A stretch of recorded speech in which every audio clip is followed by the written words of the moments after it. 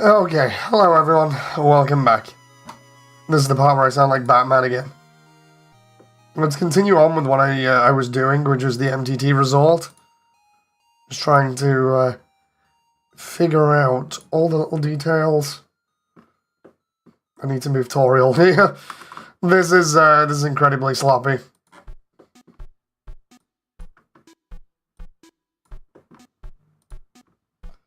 Okay, about there. Roughly. And then I'm gonna need another doorway here. Hey, got it. Nice to see you. I just take this and use this as a template. Just cut out the maths. This is perfect timing. Fair enough. Fair enough. Oh. I'm just trying to see where this doorway will go and how big it'll be. And we'll be talking about some interesting stuff. Got a strat to follow, so bed at 1 AM tonight. Ooh, good luck. I've been sleeping like all day today because of me feeling ill, so... been gradually going down by about 2 hours each day. Oh, nice. Good strat then. Idea is to slowly work on it because changing all in one go can be bad for your health. But it's obviously pretty hard to alter as well at the same time. Hey Alvin, nice to see you. Instead of an all-nighter and crash on Sunday till Monday. Yeah, all-nighters are pretty hard to do, to be honest. And the reason why I say that is because trying to do them in a way that's healthy for you is a bit crazy. I used to work nights all the time, so I know. It's not too bad when you're in a pattern, but it's hard to get out of said pattern. Yeah, there is a healthy way to do them. It's basically when you do all-nighters, when you switch to them, obviously you're probably just staying up because of like some reason. Normally it's if you've got any mental issues or stuff like that that causes you to stay up all night. For me, sometimes it can be either mental or it can be just I really want to get something done and I just push past my breaking point. And then when you're in that pattern, it becomes hard to get out of. The easiest way to get out of it in a healthy manner is literally do it over the space of about 4 to 5 days. Because then that way, as you're saying, you can tweak how long you stay up and slowly rotate yourself out of the pattern again. And then it's just a case of keeping it. You know, it's really rough and it's hard to do. But once you get used to it, it's not too bad. Alvin says, how's your day been going? It's been here. Obviously I don't sound completely myself at the moment. I've still got stuff on my chest from this chest infection that I've had, so occasionally you'll hear me sounding like I'm Batman, and then other times I'm sounding a little bit better and more like myself. So I keep tweaking it to try and get my voice back before next week. But this is the first time I've really tried a stream for about a week. You know, where I've been like, okay, I think my voice will hopefully be okay. So yeah. Hope you get better soon. Thank you very much. It's funny because it makes my voice sound like it's breaking again. You know, it's funny. But yeah,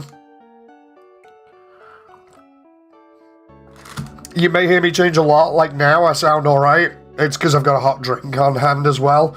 I say that and then literally it just started affecting me again. Oh, it's rough. It's rough. But yeah, we're doing the MTT resort. A lot of time has been spent on this at the moment, just like getting the basics done. You probably see me in the undernet. Like I've been sat in the undernet looking at their version and then trying to compare it and being like, you know what? Good idea, I'll use those ideas. So yeah. Connor says, your daughter's going to get Dragon Balls. It's fine, Dave, says Connor. Hey, man, how's it going, says Damon? Hey, Damon. Still not entirely 100%, as you can probably tell by my voice, but doing good enough now to actually do a stream and not sound like I'm the Dark Knight for too long. Because what happened was originally it started sounding like I'd have to whisper all the time, and I didn't want to do, like, ASMR streams where I was like, hey guys, this is as well as I can talk right now, you know, and then I've slowly worked up to the point where I can be going from that to a little bit of growling where I sounded like this all week, and now I'm at this point where it sounds like it's just a little bit more on my chest, so yeah, it's a bit crazy. Let's just bring this out here. I love the way I'm going to have to bring the back of the result out here a little bit more. It's funny, again, it makes me sound as though my voice is breaking again, when really it's just all the heavy stuff on my chest from this infection. It's like I'm trying to elevate my voice, and instead it's breaking because of all the stuff that's stuck just at the bottom of my throat. It didn't help that I'm trying to get it off my chest by coughing. I coughed so much. Puberty 2.0, I know, right? I coughed so much, like, last week that I really did my throat in. And what ended up happening was, as a result, and stuff being on my chest, my throat's still recovering. So it's nuts.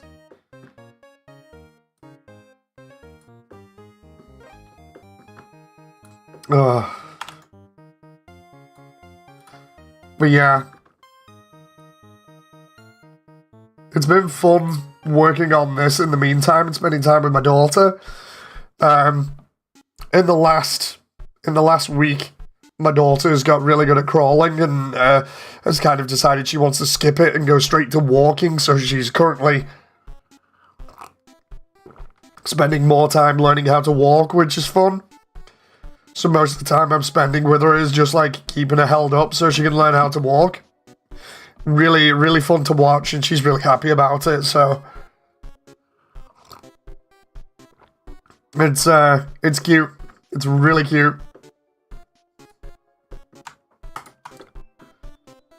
Bro's walking already. Yeah, what happened was, babies are hilarious. Hey, Lucky, nice to see you. She's gonna lift the car by 10.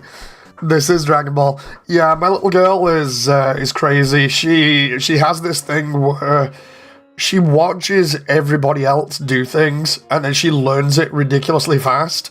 It's actually surprising. Like just today, she was trying to get my Gamer Sup's water bottle open, because she seen me open it quite a bit, and then like today she was just like, yeah, I know how you're doing that, you can just lift it. And she couldn't quite open it because she doesn't have the strength yet. But it's crazy how quick they are to pick up on stuff. So, so funny. She reminds me of Shiro from Fate Abridged saying, I won that! If you've seen it, yeah, I've seen Fate Abridged. Oh. How you doing, Lucky, by the way?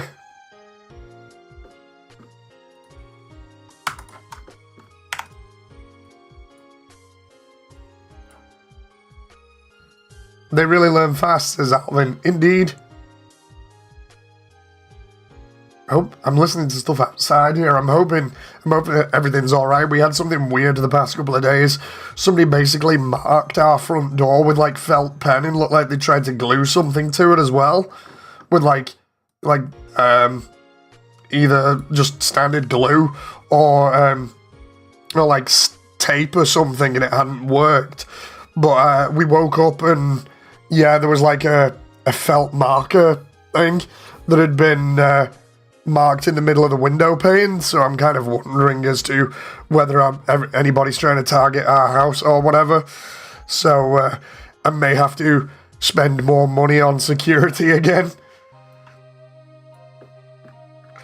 Which is fun, because I do not want all of a sudden all this progress for Immersiontale, you know, to go down the drain. Weird, do you have a door cam? Not at the moment. Not at the moment. We just have an alarm and some lights outside, and that's about it. But the lights haven't worked for a while because one of them's messed up. Hey, memes. Welcome to the point where I'm trying to get my voice back slowly. Makes it sound like I'm going through puberty 2.0, as Damon said in here.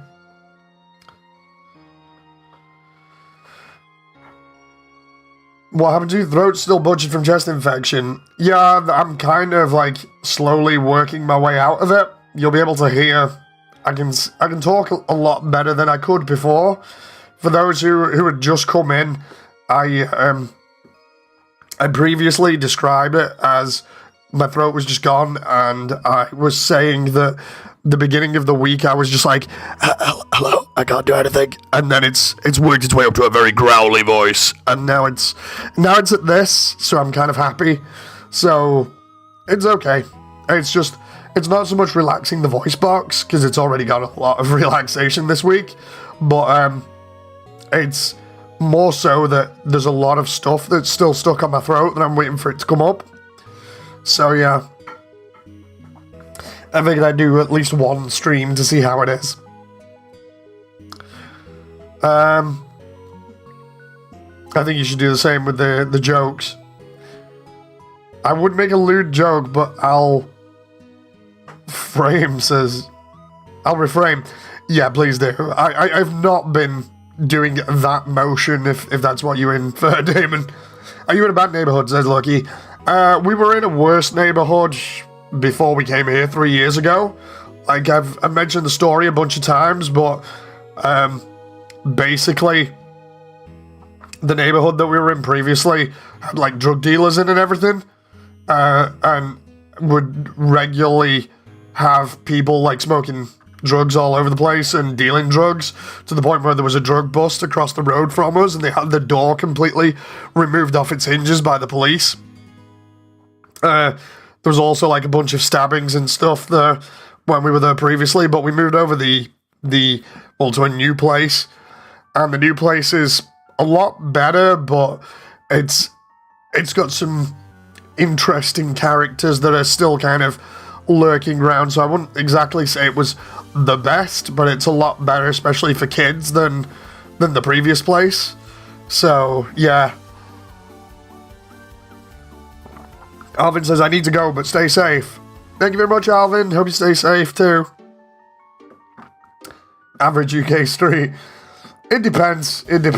There are a lot worse places, I think. Some people may argue with me about that. I don't know.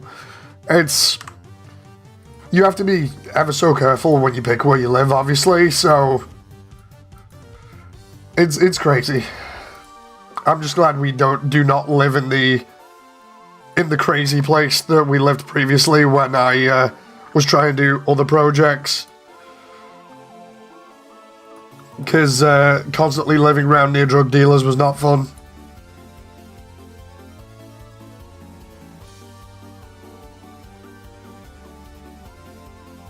I've lived in a lot worse, but it's still not normal. Yeah, it really does depend on where you live and who's near you. But yeah, it's one of those things where as long as we've got the security, it's not too bad. It's just kind of one of those things where we're getting a load of other things fixed at the moment, like one after another. So it's kind of on my to-do list.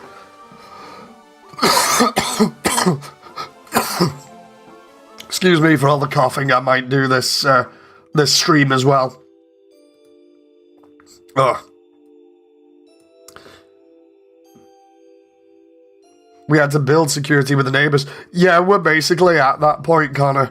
Because, like, I talked to the neighbors recently, and I just turned around and went, look, we're considering getting, like, new security and stuff. And they were basically like, look, if you get extra security, we'll get it as well, so that the place is safe. So, yeah.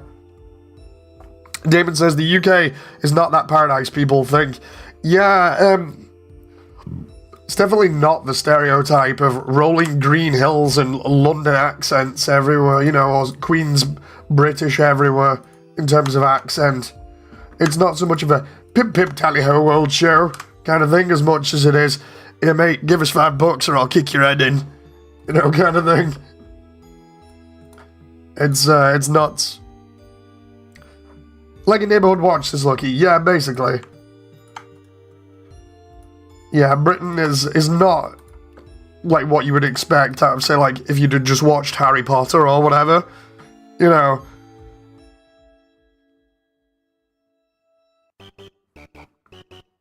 Oh.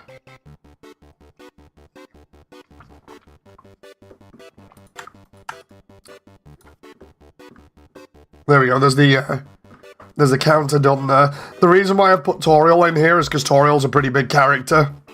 So, that way, it allows us to match up. David says Harry Potter XD. Not like, you know what I mean though, when people, it's more stereotyping, but when people outside of the UK think of stuff to do with the UK, normally, at least to me, it seems to be that very stereotyped British sort of thing of the gentleman from ye olde London times, you know, that's like, hello there, sir, how are you doing? Has like a suit and a top hat on, potentially has a monocle and a mustache and is all like, hello there, sir, my teeth might not be amazing, but my manners are perfect. You know, it always seems to be that, and then the rolling green hills of the UK where it's like, oh, everywhere looks like it's out of Paddington or Lord of the Rings or whatever. Totally not that. You know. Britain isn't the place where people duel with sabers. It would be funny if it was, but there'd be a lot more stabbings. Everywhere looks depressing, not gonna lie. Yeah, it really does. It really does.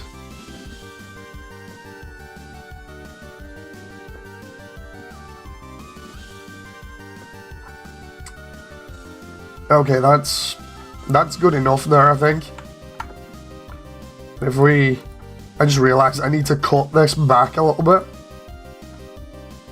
because of how it is. If you hear me coughing a lot, it's probably because I'm trying to get stuff dislodged a little bit and it may just like vanish for a second and turn the mic off so you're not hearing me like, coughing stuff up. But yeah, that's how bad it's been this like entire week, is just me constantly trying to survive stuff getting on my chest so bad that it ends up being pneumonia. Which is not what I want. For obvious reasons. I need to bring this ledge up here.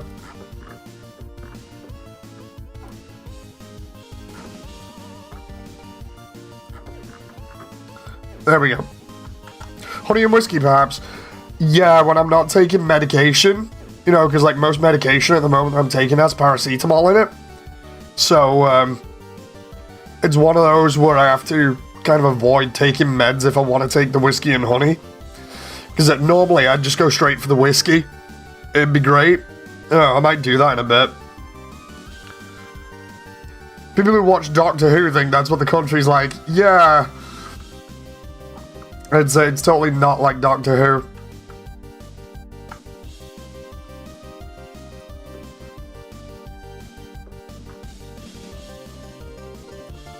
Oop.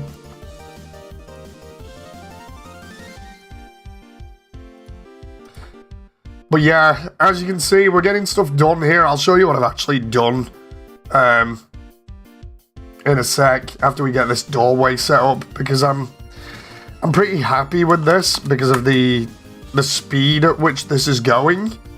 Primarily just because excuse me, just because it's going pretty well. Love the way I'm like, oh, it's gonna be great, and the next minute I'm coughing my guts up. It's all good. It's all good. At least I should hopefully be able to have my therapy session this week as well. I actually missed that last week because of having to try and look after the baby with a sore throat. Was the worst thing to ever try. was like, I'm looking after the baby, and I got a sore throat. Oh, God. And then my therapist is like, are you okay there? I was like, I'm not too sure. She was like, let's wait till next week. I was like, yeah, I'll see how it's going. I'll let you know. I'll fit you in here. Connor says, I live in one of the worst cities to live. My area is like the best of the worst. Oof. Oh, yeah. Is it as bad as ours we have? Like Detroit, Memphis, Nashville, Montgomery? I'd say that there were places around the UK where it's pretty notorious, pretty similar to like Detroit. And by that I mean like there are a lot of places where people are heavily unemployed and then just basically just go out and just completely rob people blind in the street or knife people. It's pretty crazy.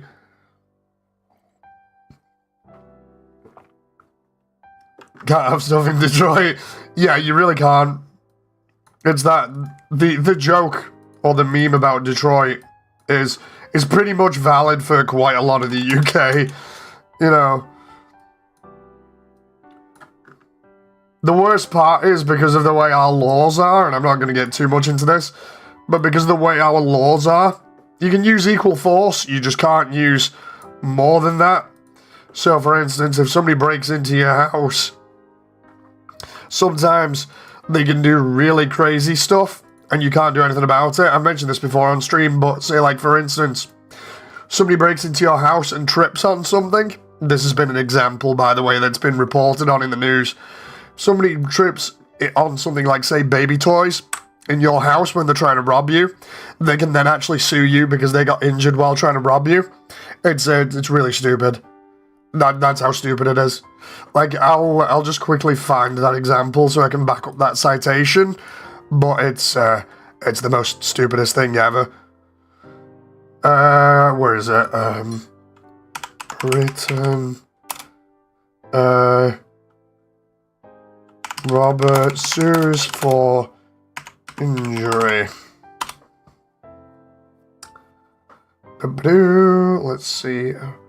Robert sues for being police after being bitten by dog while fleeing crime. Oh, you can't make it up. You cannot make it up.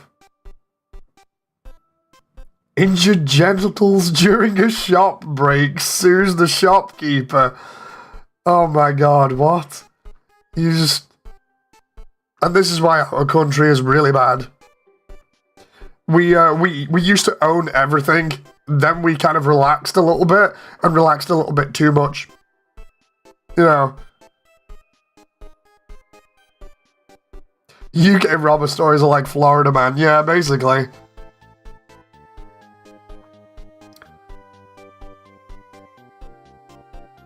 Yeah, there's a lot of stupid stuff like that.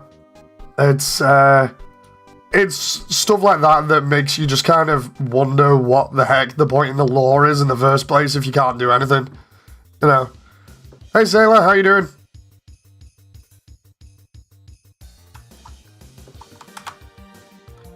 We be slowly getting this done.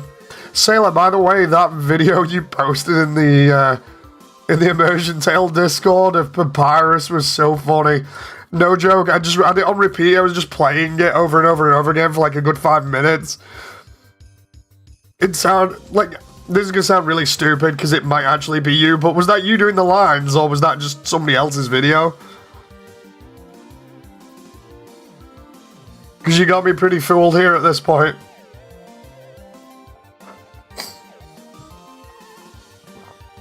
Oh.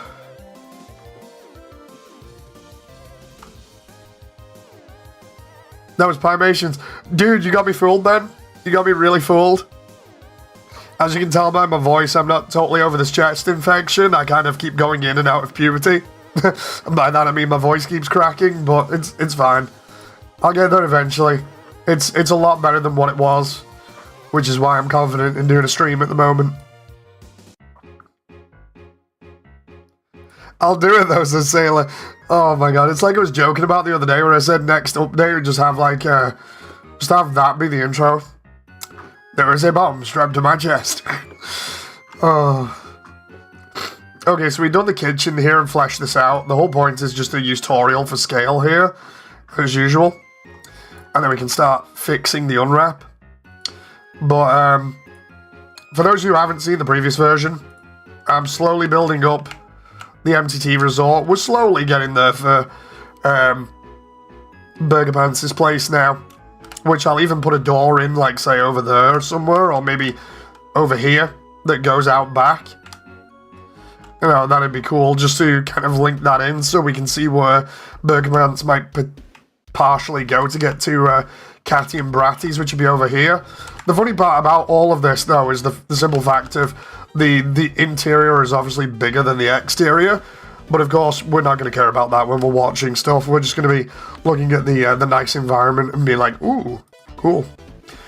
So, let's just jump back in here and show you guys in first person. I still need to actually, like, put these windows in here and put the doors in and these windows down here. It's not completely to match, but I've tried doing it as close as I can to the game and also to the reference, which is the MTT Resort from the Undernet, which is why the elevator's here. Oh God, Lucky. But yeah, I was even thinking of putting a stairwell over here to go upstairs, but I don't think it's needed because I don't actually think we're going to see down here. Everything's looking nice though. It just takes a little bit of time to obviously get all of this done. I've tried giving it a bit more realism again, like I normally do with everything. So as you can see, the wallpaper here has a little bit more depth to it, rather than just the sprite work, which has the colors. Then we've got the floor, which has a little bit of depth to it. The roof, obviously, is done with these roofing tiles that people asked for. And yeah, basically, the roof tiles have helped.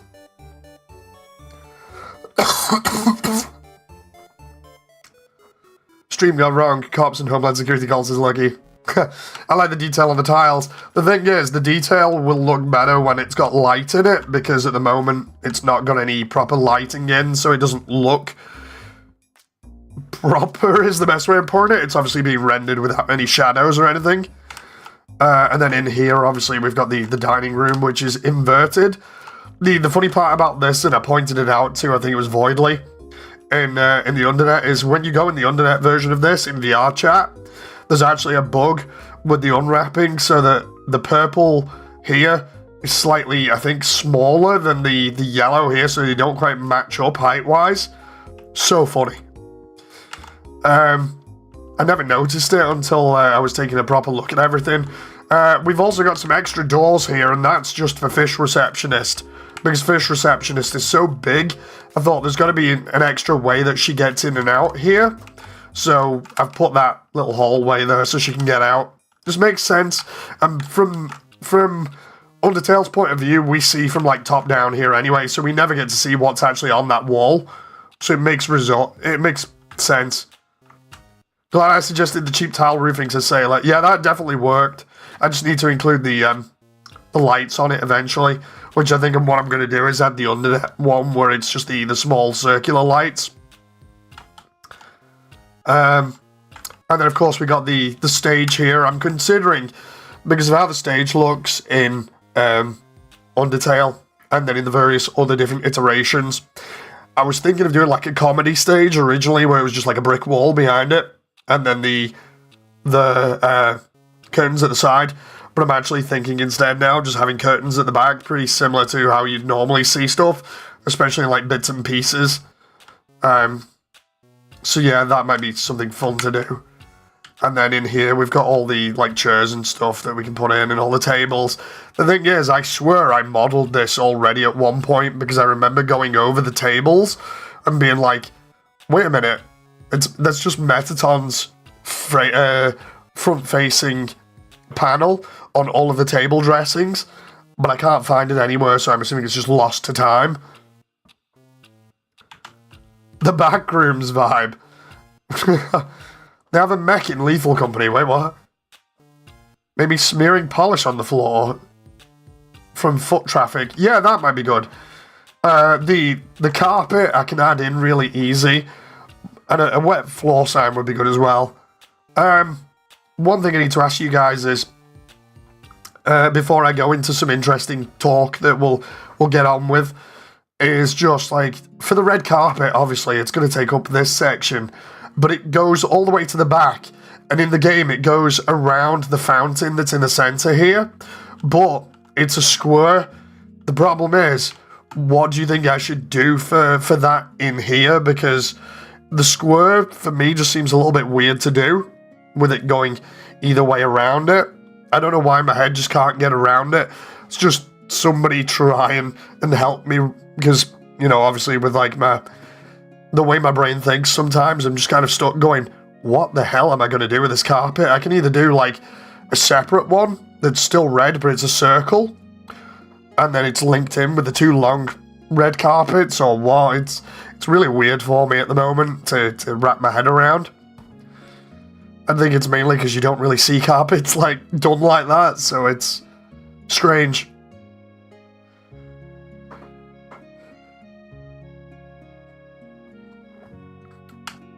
But yeah, we got all of this done.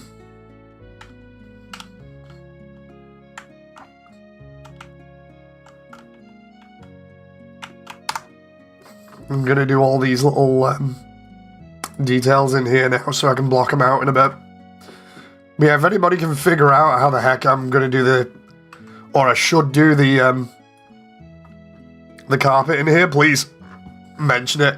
John says, feeling any better? I'm feeling a lot better than what I was, but I'm still rough, John. Damon made a joke about me sounding like I'm going through puberty again because my voice keeps cracking and then going high and low again because of stuff being on my chest still. But it's getting there. It's like I've got into this weird comfiness of trying to sound like Batman a little bit. I sound like I'm really growling all the time when really I should be a little bit higher up, you know, in terms of tone. That's just not happening right now, so you know, it's kind of a comfy thing for me. It's weird. Just place a carpet. Yeah, I was thinking of doing like a circular carpet underneath the fountain. But then again, it doesn't quite make sense. I could always just like have the carpet go up to the fountain and then have the other one go up to the fountain and then just have the edges not covered by the carpet.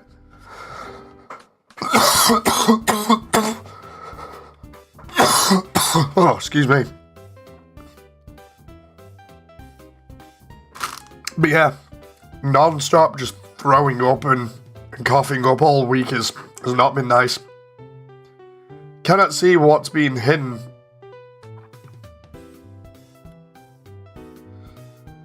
No, I get that. Like, I'll show you in a moment how I think I'm going to do it. Damon says, what's happened to Lethal Company? I don't know. I've not been on it in ages. Like, I can't wait to get around to actually playing it with people that I promised I was going to play with. It's just, obviously, I've got lots of stuff to do, so...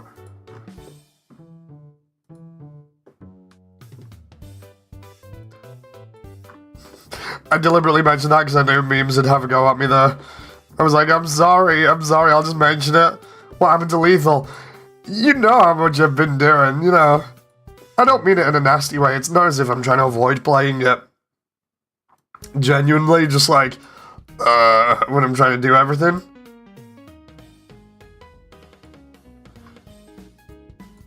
The problem at the moment is, like, trying to get all this stuff done for the update. And then, obviously, like, with the cast stuff, is trying to get the extra cast members, which I still need to do. I'll have to ask for that. Could hay fever be affecting me? Take thy day to game. That's the thing, I've taken most of this week off. You know, apart from the past couple of days, I've taken this week off, so it's like I want to just get stuff done. You know.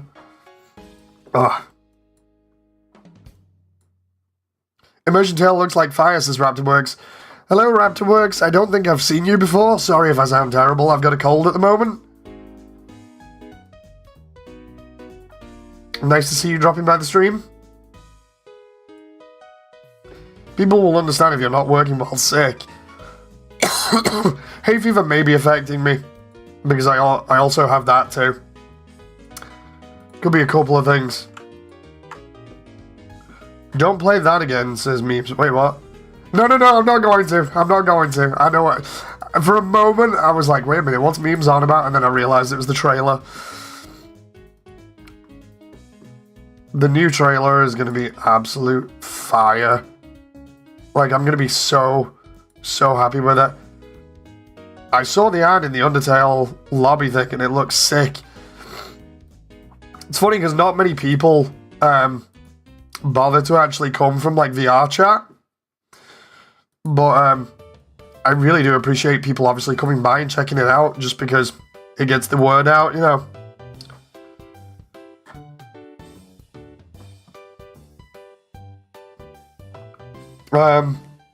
Lucky says, I've been getting over some pollen here and getting some scripts and ideas planned and working on some samples of stuff.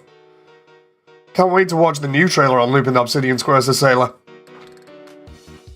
Like, so let's get into the juicy conversation here, while also trying not to break non-disclosure agreements that I'm now apparently potentially held to. There may be a large event for Undernet content that happens once a year, and I may or may not have tried to get us into that. I think that's the best way of getting around that one. Non-specific. So yeah, that's going to be an interesting thing if that happens. A lot of people hit me up with the link to it. It's alright, Memes. It's alright, Memes. We can dodge it. It's non-specific, and you just tried to guess, so...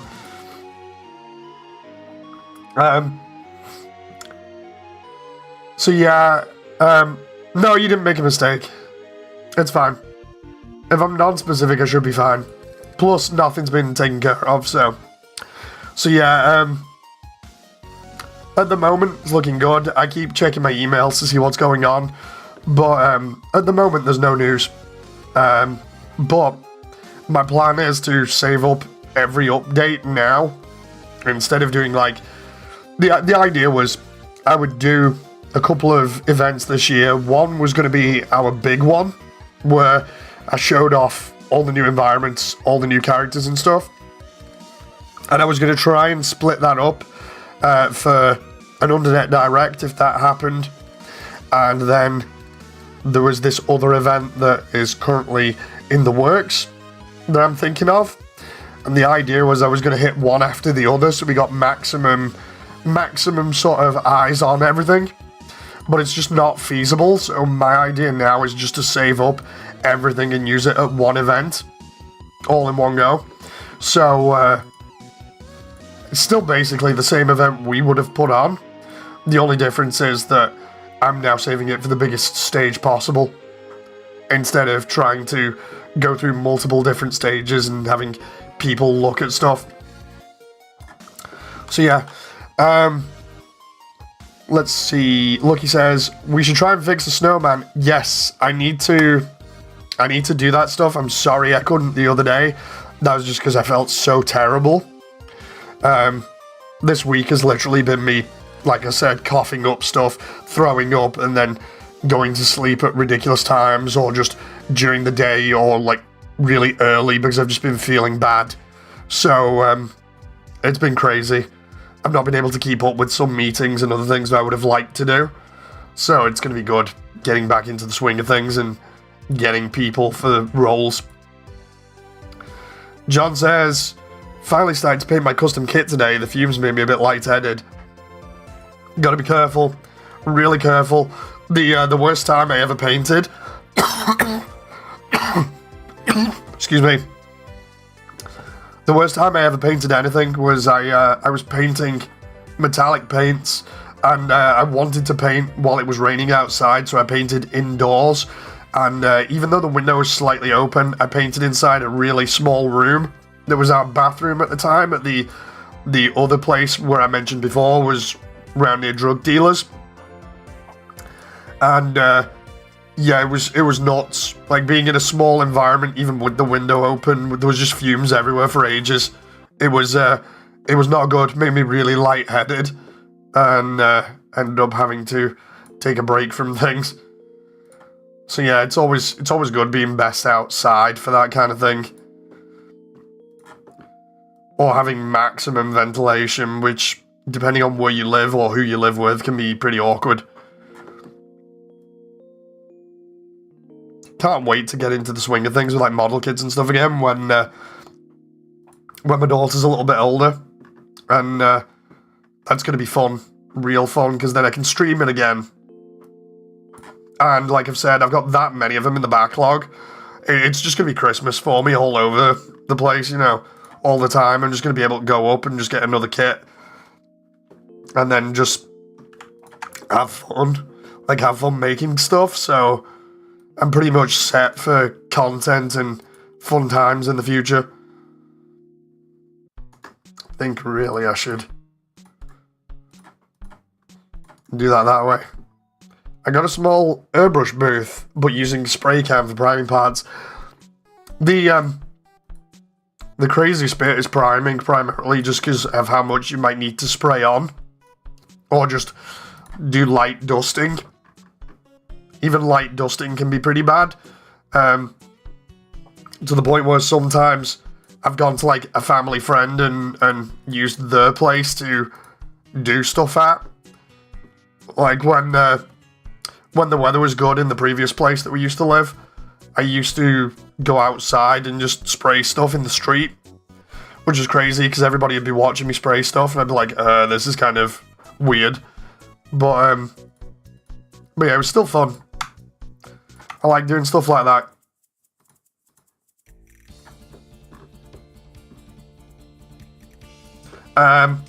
In terms of Undertale stuff though, not just insert event here and some meetings, but on the character side of things, with characters getting done, Onion-san is currently the one now in the works. Onion-san is one that we tried doing previously and it was just absolutely cursed because I'm not a character modeler. I'm more of an environment type of guy, so yeah, Onion-san's being done. We got a lot of feedback and good sort of comments on the previous models that were done that haven't really been shown off too much yet, even though I said the artists could put them up on social media. It's good that we've been getting some great feedback and stuff for them. They look so good. Plus some of the other models that were available, I got those too. So, interesting results for future. I keep going through reference. In fact, I might show you guys the reference as well that I've got for characters and see if you agree. Let's just... Who's making the pies, David St. John? Wait, what? I don't even... You've confused me there. Slightly confused me. What I'm going to do here is I'm going to show you the reference that I have for other characters, and you can agree with me whether you think it's good or not, because the artist will be using this stuff to make characters with. So if there's anything that doesn't look good or you think could look better, best finding that stuff now.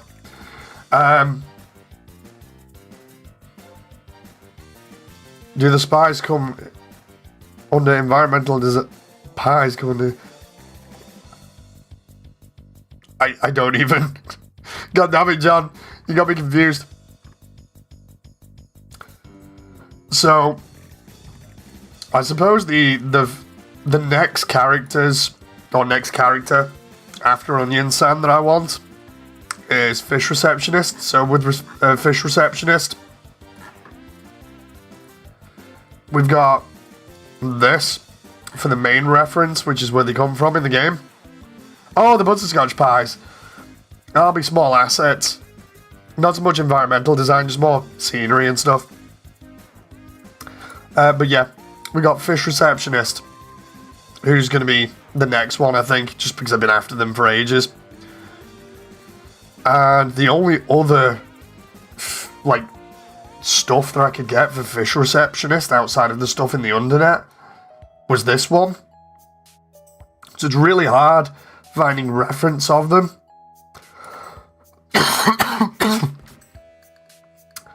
Really hard. I'm hoping that's going to be enough.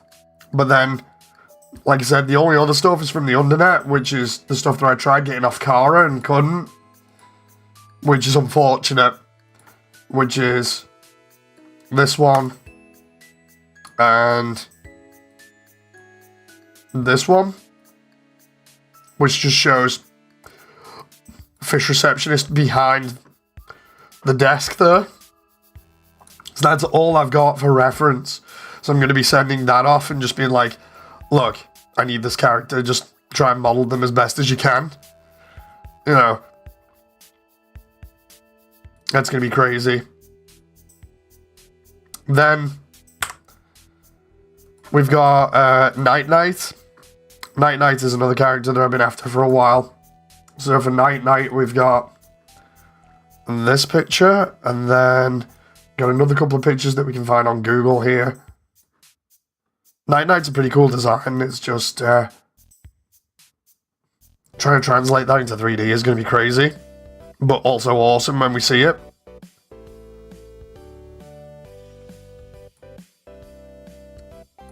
So I can't wait for this, especially like what somebody's interpretation of the club is going to be like. It's just, it's really weird kind of doing these proportions and everything.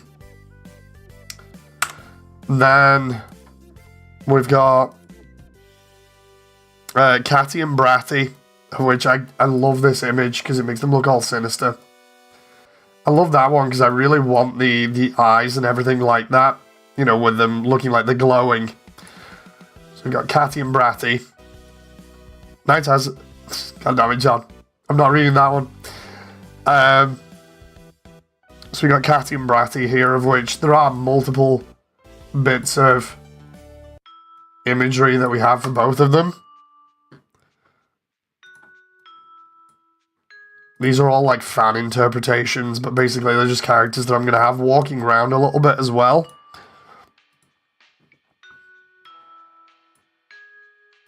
Gotta be careful with some of this artwork, because some of it can be really sort of obviously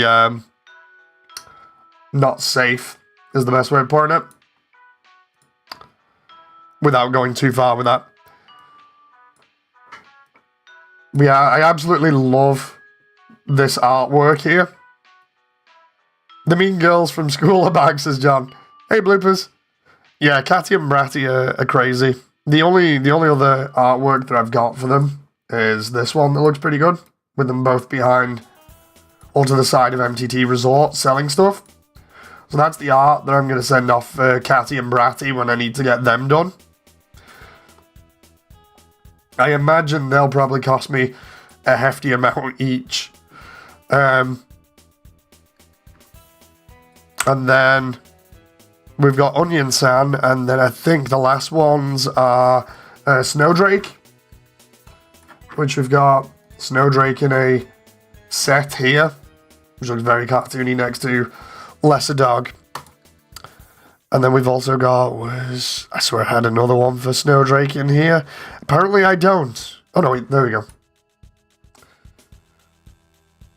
So there's another one for Snowdrake that looks good. And the best part about Snowdrake is I can literally just change him slightly by adding glasses, and he becomes Snowdrake's father.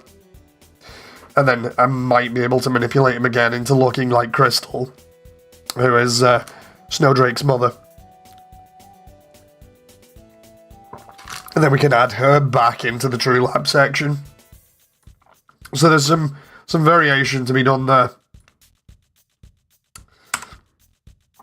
And then, because of So Sorry being up in the air as to whether they're being done or not, I think I'm going to axe them to avoid controversy. So instead we've got Whimsalot, which is a little bit easier. So we've got Whimsalot here, and we've got some artwork for Whimsalot. Whimsalot's an interesting character, but it also fills up the core a little bit more. I'm just sorry I had to take away So Sorry, but it's like, For anyone who's not been up to date with things recently, there's been a lot of controversy between Twitter users, especially on the topic of what happened with So Sorry's creator, and then also Muffet. And the only reason I'm going to mention this is because, for those who don't know, So Sorry's creator got basically wrecked by the community for being into fat stuff. And when I say into, that's in quotations. So you kind of can get an idea. You know, he was into, or they were into fat stuff. And So Sorry is apparently a anthropomorphic representation of that. It's a dragon that likes doing artwork, but is also pretty fat. And yeah, as a result, the community does not like the artist, of course.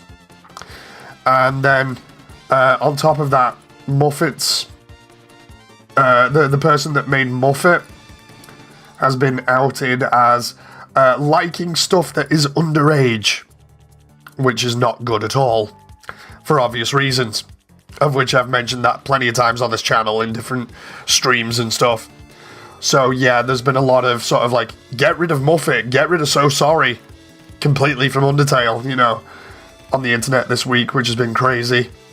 Muffet's kind of not been too bad with it, but there have been a lot of posts, which is crazy. As for Whimsalot here, Whimsalot's got a load of nice artwork that I can go with for sending off. I really like this one in the bottom right. It looks so intimidating from the True Lab. I might even ask for the little butterfly or moth thing to be done. But it's so good. Separate the art from the artist when it comes to Muffet, says John. The thing is, with like, even with So Sorry, I could probably separate the art from the artist. It's just, it's unfortunate that a lot of people in communities tend to get outed for that kind of stuff, and that makes me sound terrible when I say that. I should really rephrase. What I mean is, like, you don't expect that of people in these communities. So when that does get found out, it's pretty disgusting. It makes everybody feel disgusting. You know, it's just you wish people weren't weirdos, you know. And then the last character to be done is Aaron here. Aaron's going to be weird in that he only turns up a bunch of times in Waterfall. Here's another picture of him. But yeah, Aaron's basically a horseman, mermaid man kind of dude. And these are just some of the artwork pieces that I'm going to send off for Aaron. Because there weren't enough enemies in Waterfall, because we only had really Shiren and... Shiren and Washua originally. And then I got Gerson, who's not really an enemy. And then I did Lauren myself, which is the enemy that asks about whether Frisk is a star and whether you can eat stars or kill them. And I was like, yeah, we need more people for Waterfall, so we got Aaron coming up in here. Aaron's just a gym bro, basically. And the artwork for Aaron is just all of this stuff. So yeah, that's going to be fun too. Have Aaron be made with his, like, 10-pack there or something. Let's just see if the music's continuing here, because it seems to cut off. Oh, there we go. So yeah, those are the characters that we're going to get done. And I'm really excited for them. I was... not gonna lie, I was really nervous about some of the other characters recently, only because they were taking a little bit longer. And of course, with me having high anxiety, I ended up asking the artist and just being like, look, are we good here?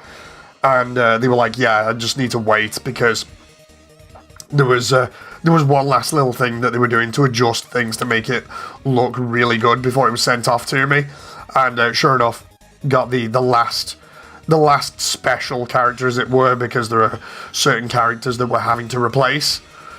So you will see some interesting faces that you may recognize from other things, and not necessarily just base Undertale. But I'm not going to mention who or what it is, but I'm trying to put them in a way that will work. So fun stuff. That's partly why the new trailer is going to be pretty fire, because I'm just finding like new ways of using things. Another interesting thing, apart from trying not to break canon while also including stuff in canon that wasn't there before, is the whole thing with like doing reference to other people's works, because I really want to do like references to Yellow and to some fan stuff that's come out of Yellow. The only problem is that I'm not getting any sort of reactions from people online. It's like I keep... Christian Tail confirmed. No. I keep trying to contact people online, and I am not getting any responses. And it's mainly through Twitter. And I wish I would just be able to, like, get these people in Discord and just ask them immediately and just be like, look, this is what I'm thinking of. This is what I'm working on. Can I please get some sort of like confirmation? Because it's making me paranoid, you know. Jeff confirmed. I might actually put Jeff in here on the counter. That'd be so funny. Or just a sign or poster saying, "Have you seen Jeff?"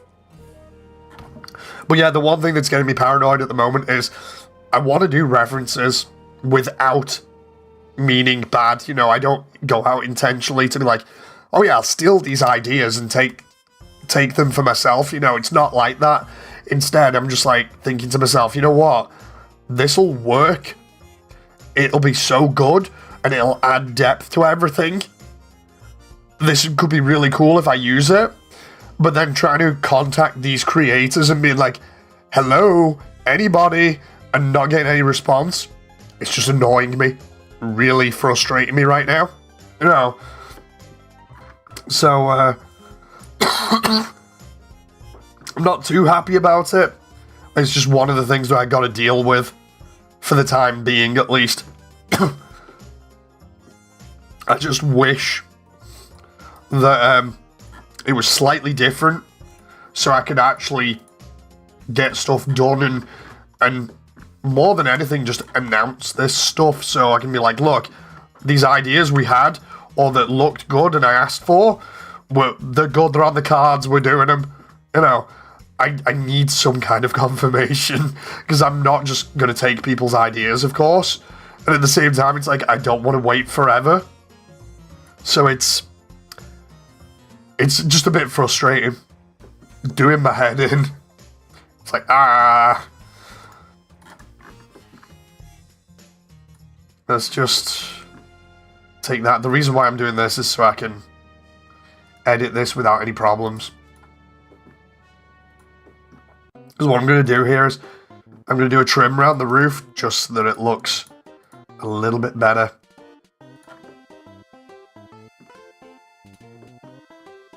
It's like I've said from like the beginning with this project, I don't sit down and immediately think, like, whose work can I steal today? Instead, it's like, my thought process literally is, okay, I've got to do this now. How much more is left to do, and can we add anything more that doesn't take too much longer to complete, but will still add something to it, and also be really cool for the community to experience, and then I can just credit that person so that the work is seen more, you know. So it's like, come on.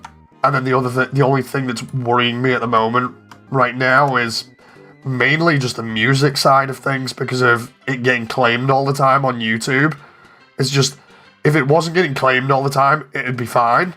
But every other time it's getting claimed, and I'm like, dude, this is so awkward, because what do I do about it, you know? It's just frustrating.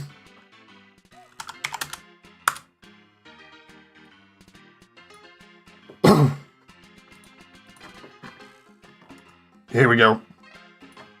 Might have to get another warm drink soon so I can actually... Let's try and... There we go. Starting to sound a little bit more like myself, or a little bit more like me and less like Moody. Moody with a cold. There we go. If I can talk like this for even just a little bit, that'll be nice. The instant change is crazy, but I feel like when I get a little bit more nasally, that's when we're going to change back again. Can we just... can I get satisfaction in that little bit of separation between two halves of me for a moment?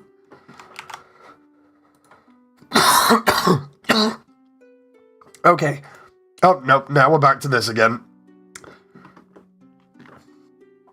Sorry, Dave. Sorry, Dave, you don't get enough time today. It's just me. It's just me today on stream. Fun times. Tell them to eat a blowfish, says John. I mean, I'm trying to do this the right way when it comes to dealing with, you know, other artists and creators. I'm not trying to steal from anybody.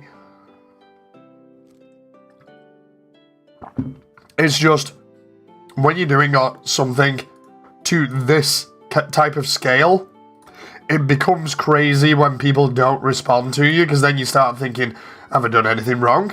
How do I go about doing this if I don't get a response from them? What happens if they're just blanking me? You know, what happens if they're ghosting me? You know, if they don't respond at all, do I do it then?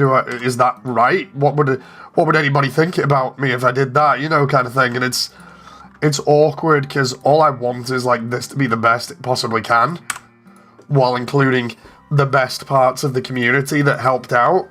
You know, it's just such an awkward scenario to be in, where it's just like, dude, this is gonna be so cool, but at the same time, just help respond to me, please. I need to know so I can do things.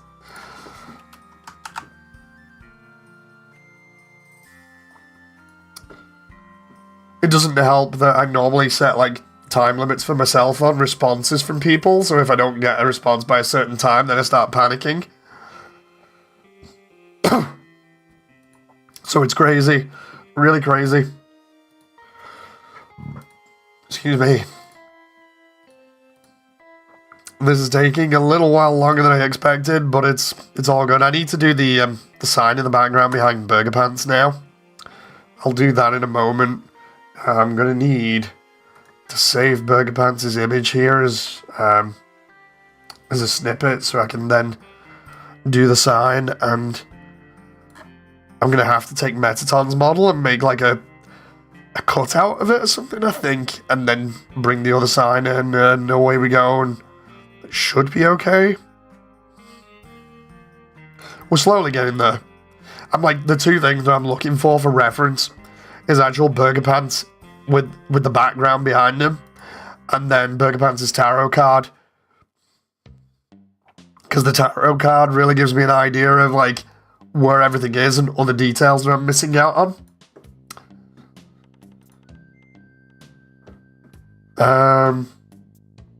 But yeah, there's a lot of stuff going on at the moment in terms of like the project. There's the event stuff that might happen. There's all this update stuff going on at the moment through me. Then there's the new characters and stuff and new VAs that I need to get in, and we're so close. We're getting so close to the finality, and by that I mean like this entire project essentially is just get a load of different individual building blocks together and then get them to a point where you can just smash them all together and it makes the final project. And by that I mean basically we're at the point where we're almost ready to animate. I've almost got all the audio. I've almost got every character that I think I need to make the underground seem more populated, and will fix any issues with like problems that we would have had with missing characters in certain areas. The environments are practically almost done, apart from what I would consider the easiest bit, which is just modeling interior stuff,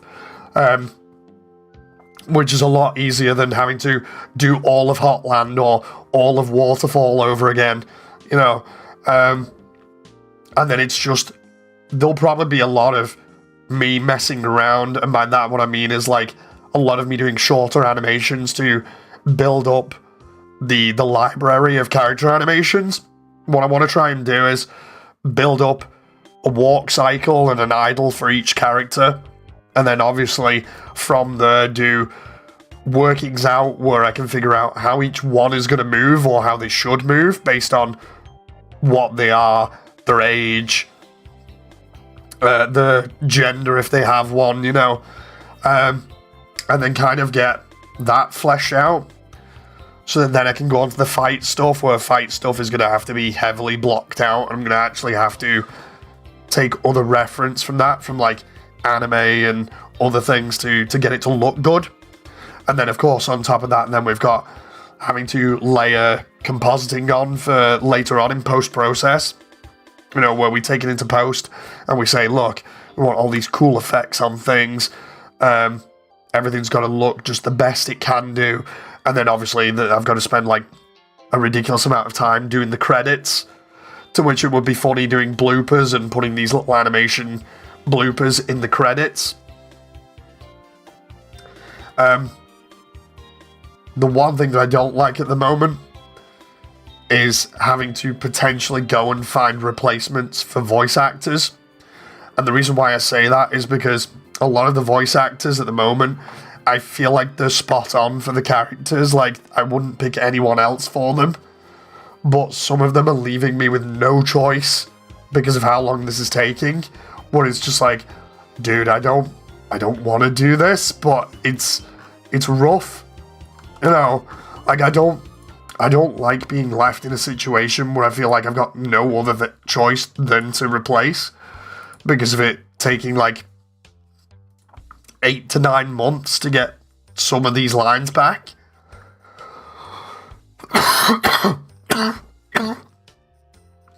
Not again, Papyrus. No, Papyrus luckily is fine now. Papyrus is not cursed. Sailor has been the saving grace for Papyrus. I'm not going to mention names because it'll make me sound like I'm picking on people when I'm really not. But like, I can't help but get frustrated because my idea for this was that while I was doing all this environmental stuff, it would give the actors plenty of time to do the lines, and then the only actor or actress that I would really need to talk to, other than, say, Frisk, is Kara for planning stuff. And even though I've still got to go through the lines and just make sure everything is there in terms of like setup and for each area now to make sure that we're not missing anything, there are other characters that have not got any lines or hardly any lines to them after 8 to 9 months. And I'm thinking to myself, I've set plenty of deadlines. I've been repeatedly messaging people. It's not as if people don't know. And I understand people are super busy. I totally get that. It's just, it makes me sound like a complete dick when I don't want to be in this situation, you know. The whole point was to have everything going on in the background for environment and stuff, so that when this was all done, it would line up perfectly timing-wise with the voice acting being done, so that I could then just put it all together. And it clearly hasn't worked that way. You know, I don't like feeling nasty. I really don't. Because that's not my intention, you know, to go out and be nasty to people. I've tried giving the maximum amount of time for some of these characters and stuff. It's just, I don't know what's wrong. I don't know whether it's me or what, you know, and I know people have lives outside of this as well. You know, but there are other people that have been able to just crank out lines in like a couple of days, and then other people have done it slowly over time. That's not been bad. It's just, even like now, you can hear it. I'm hesitating trying to say anything else because, one, it makes me feel terrible, and two, I don't want to accidentally say the wrong thing and it sound terrible. You know, it's just frustrating for me. I don't want this project to take forever.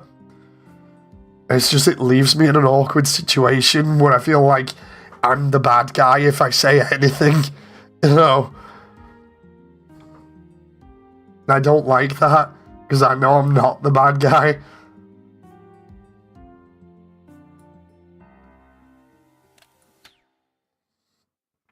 Procrastination becomes a problem, says Lucky. It does. It does. It's like, I feel like I've been accommodating enough and reasonable enough for everybody that what I'm doing is essentially I'm betting everything now on whenever the next, like, large American vacation is, you know, for, like, out of high school, out of college.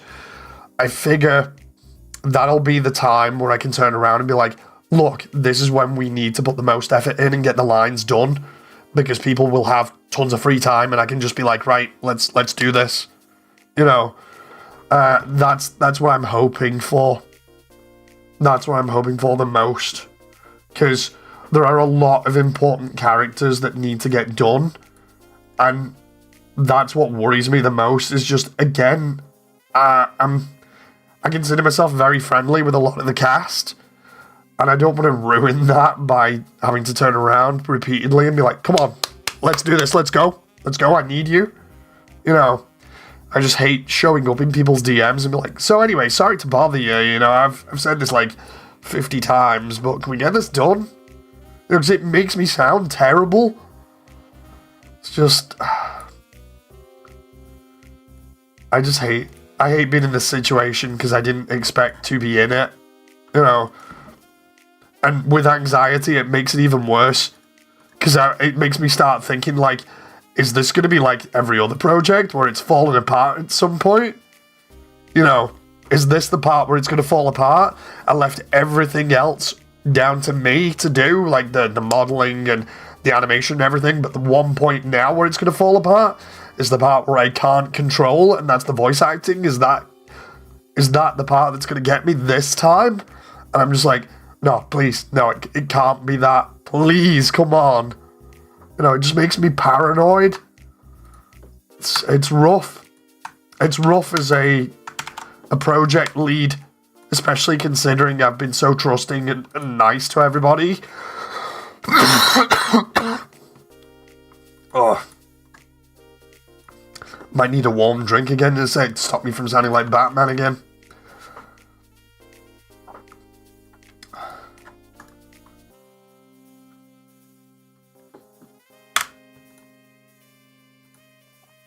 But yeah,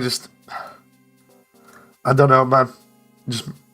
It definitely keeps me up thinking about everything and, you know, like, what I could do, or, you know, like, anything else that I could do, or what I've done wrong, you know, or where I could potentially do better. It really does keep me up at night. It's like, is it me?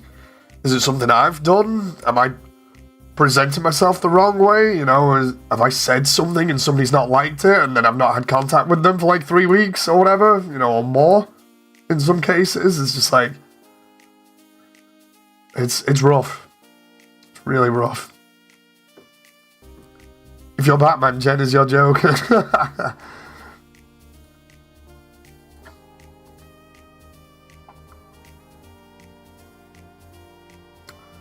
Let's do this. We do the normals. So what this is going to be is the sign in the background, and then we've got the little microphone, which is on the tarot card over here in the corner. And then we've got all this other decoration. We've got to do the this bit here, which I'm assuming is like a metal shutter or something. Then we've clearly got the sign there, and then another MTT representation here, which I can do. And then there's this one too. And then we've got all these ketchup bottles and stuff, so we're getting there. And then I've got to put some stuff in the background. Like, we don't have to see everything here, but just enough that it represents the game.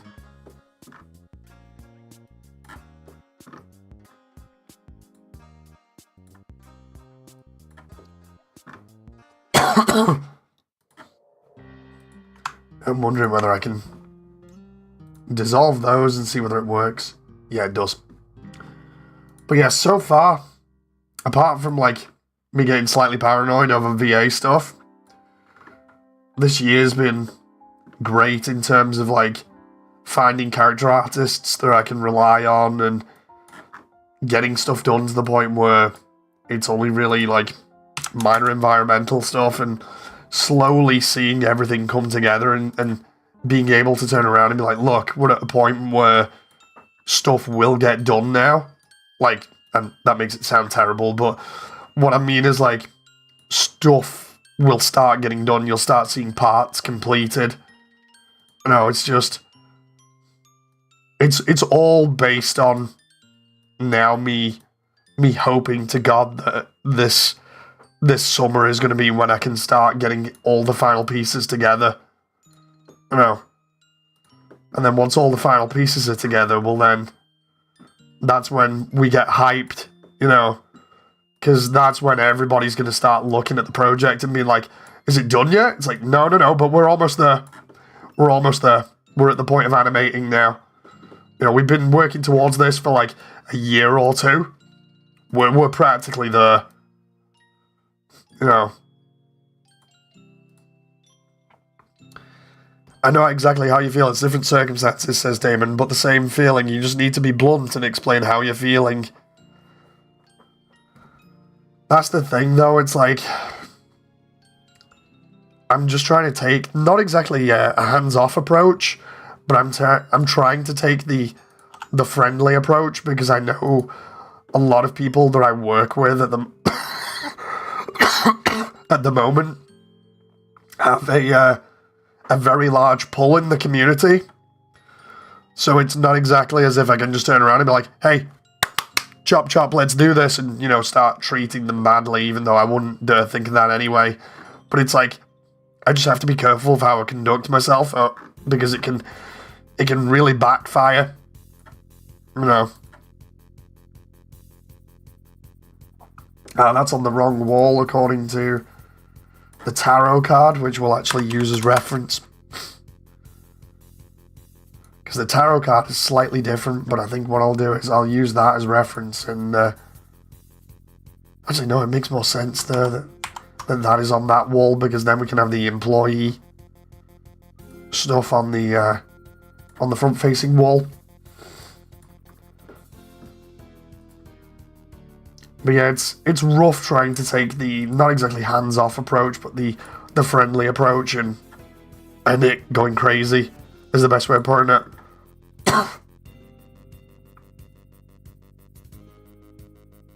I'm just glad that quite a few members of the cast have been able to get stuff done, so I don't have to worry about certain characters. Just there are a couple of main ones remaining where I'm just like, okay, cross your fingers and hope to God this gets done. I know. Crunch isn't entirely evil, and deadlines are necessary at times. Oh, I know that, I know. Again, I don't know whether it's just me or not in the approach that I'm taking, but it definitely does make me feel awkward and as though sometimes I feel like I'm being annoying and pestering people when I know it's not exactly the case. I just want the project to be smooth sailing, not have any problems, and have everybody be happy with the work that they've done, and it be good enough that it can be featured, and then everybody can just turn around at the end of the day and be like, I worked on this, it was fun, I enjoyed it, it was a great experience, and it was one of only a few times that this has happened in, like, the community. Because I think the only other time this has been done on this sort of scale would be when the original gameplay video came out of the entire plot being done, the True Pacifist route being done by Plotline Plus. That's the only time where I can think of that the entire True Pacifist run has been voiced before. And even that took a long time. And then I'm going one step further and being like, oh yeah, I want to animate it in 3D. You know, it's like, that is a massive undertaking.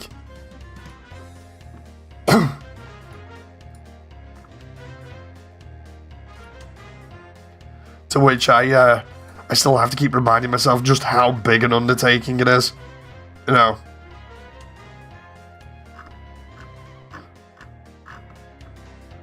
Because at the moment, what the hell? I just looked at a meme here and it's really weird. Oh, it's from IGN as well. I'm gonna have to post that because there's no way I can say that on stream.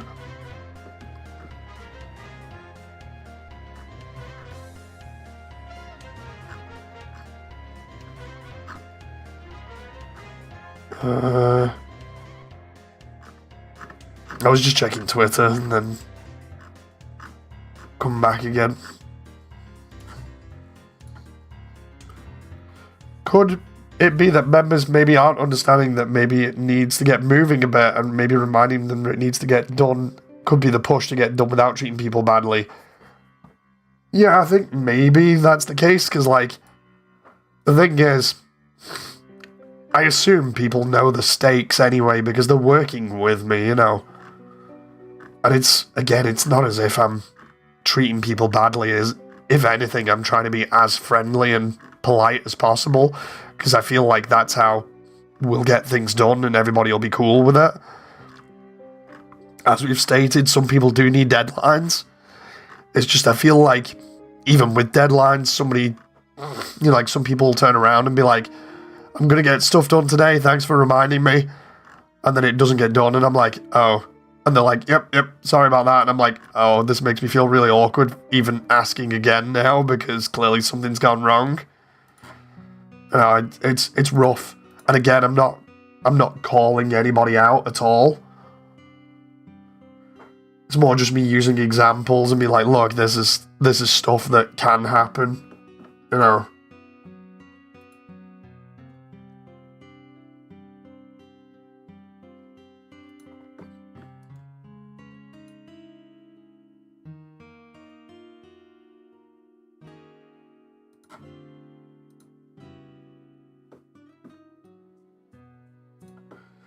The one thing, again, that I have to watch is, you know, exactly what I say, because I like everybody. I really do.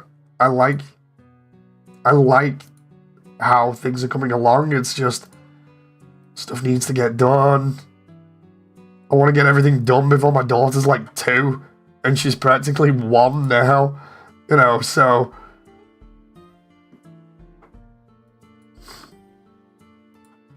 It's one of those things where I did say to everybody that, like,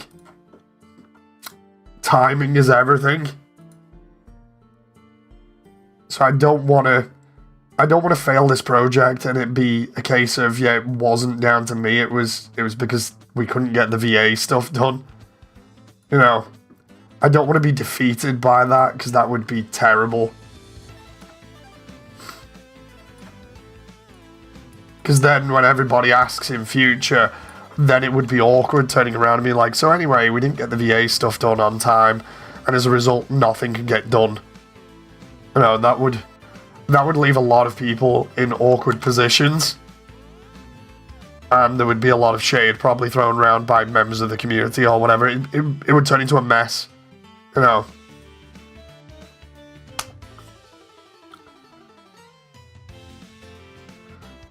Is it the SpongeBob meme on the Twitter says Lucky? No.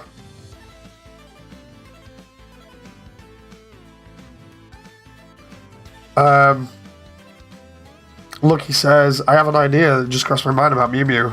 What's up, Lucky?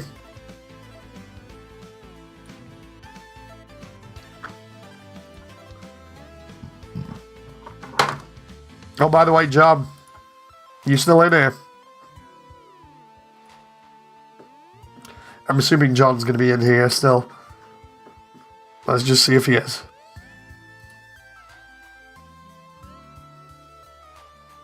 We can get Jen to take a shot at some of the lines, potentially. Potentially, that's what I was thinking the other day, but for certain characters. John, I know I've already mentioned it to you in Discord, but thank you so far for you know, helping out, fund everything, or rather fund quite a few things to do with the project. Because it's been very helpful.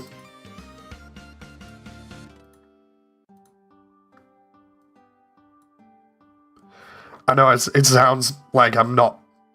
It sounds terrible the way that I'm mentioning it, because it makes it sound like I'm just like, oh yeah, and I'm just blowing it off as though it's just a minor thing. It's like, oh, thanks for helping out, you know, kind of thing. But it's really not a minor thing. Like, a lot of this stuff could not be possible without that extra help that I got from you. So, I think it's more just the fact that I'm feeling terrible. So it's not coming across like, oh great, thanks for your help. Instead it's just like, I'm dying on the spot, thank you very much. You know.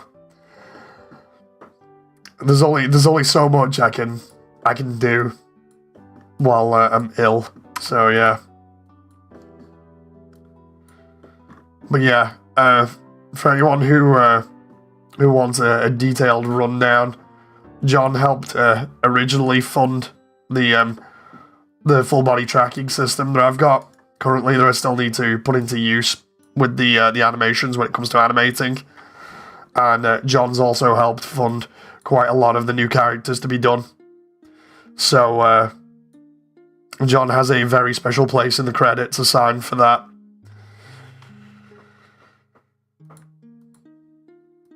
Ooh.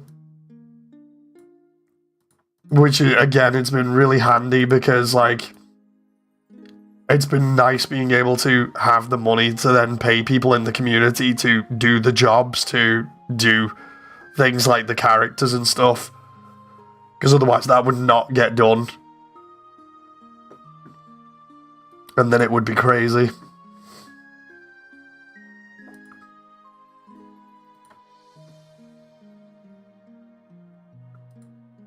Let's just...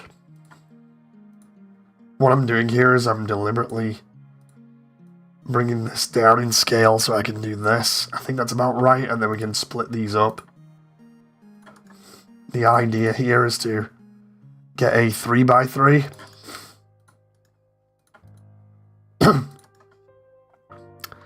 And then I can try and turn these into picture frames. So yeah, for anyone who's in chat, who's either a member of the team or wants to know what John's role is, John has literally bankrolled about, I would say, at least half of this project. And I say at least because I'm not entirely sure of how much this will end up costing by the end of it. Because I know I'm going to have to basically bankroll some of these extra characters myself. I love the way I messed up there, and it was like I was trying to think of it there. The John's bankrolled the very special characters that I wanted, that are going to play a new major role, and then I'm going to have to bankroll the other set of stuff myself. So I'll be using the last of of the money that I actually have, and then that's it. So it's at least it's not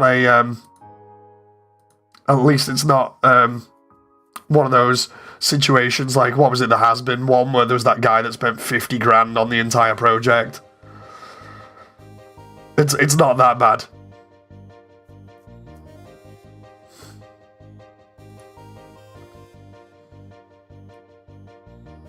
I can't even remember that guy's name, but that was embarrassing. That was really embarrassing for that guy. Verbal Ace, that was it. That was it. I was thinking about it in my head, and I'm like, it's something simple. I can think about it in the back of my head. I just can't get it right, and then it's like, yeah, it's Verbal Ace. He really likes Charlie. It's a good job. This is nothing like that. You know, that would be so embarrassing.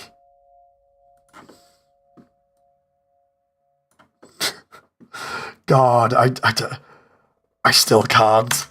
I still can't get over that. Just how embarrassing that must be for him. It's like, so anyway, I'm into Charlie from Hasbin Hotel, so much so that I'm going to spend 50 grand on her and then tell the internet, basically, that I'm into Charlie. But the thing is, it's like, I've done it in such a way where it's just embarrassing. It's just totally embarrassing. I couldn't live with that if that happened. I'd just be like, no, I'm out. Bye, internet. You know, goodbye, internet. You'll never see me again. Why would he do that? I don't know. That's the thing. It's like nobody knows really. It's like Has-Been's a great show and everything. Like I absolutely love it, and I love Hell of a Boss as well. But like there's creating fan content, and then there's basically being like, so anyway, it makes it look like I have a fetish for this character. I'm gonna spend 50 grand on just a animation that makes the internet incredibly aware of the fact that I have a fetish for this character. It's just like, dude, that's wrong. And it's a self-insert, yeah. The thing is, like, with Undertale, you could easily say and argue the fact that the player themselves are self-inserted into the game at any point, so you can kind of get away with that depending on how you do it. But, like, with Has-Been, you can't get away with that. Like, I'm not even trying to justify my own situation where it's like, yeah, I had this idea for the player in Immersiontale. I've actually changed that idea. I've mentioned about changing it so many times, just so it doesn't happen too much or too often, so you kind of get an idea that it's not just a complete self-insert like that. But oh boy, that's some spicy self-insert, It's definitely something, I think it's even worse. Again, it's the simple fact of he's done it, and then it's like, so dude, you have a fetish for Charlie? What? It's weird. I think to kind of pivot the conversation a little bit, but still keep it along the same energy, there's I think a fine line between writing stuff that's like good fan fiction or good stuff including OCs that doesn't infringe too much on the original property but still works, and then there's just really bad fan fiction where it's literally just the OC or is literally like the main character and they're basically like a Gary Stu or a Murray Sue. It's just there's ways of writing fan fiction like that where it doesn't come off as too cringy, and you can still kind of do it to a point where people are like, okay, this isn't bad. Like with Undertale Yellow, you could say that like most of the new monsters in that are people's OCs, and thus it's a fan fiction.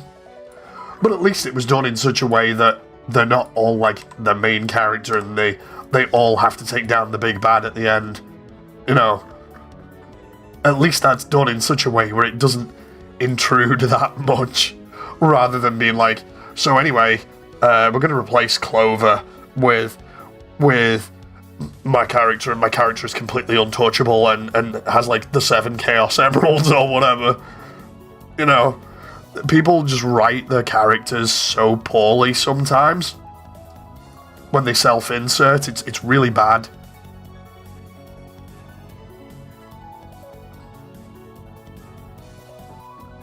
Like, what do you guys think about like fanfiction and self-inserts and stuff like that, and how you would go about writing stuff like that? Because I feel like there's definitely a space for that kind of thing to be fun, and it's not sort of the whole thing of it's just, oh, it's my character from when I was like 14 and then I made up and I'm feeling really embarrassed. I feel like it's kind of almost like when you create, say, like a character in Dungeons and Dragons or whatever, where you're making up your own roleplay character to be a part of, say, a universe or something.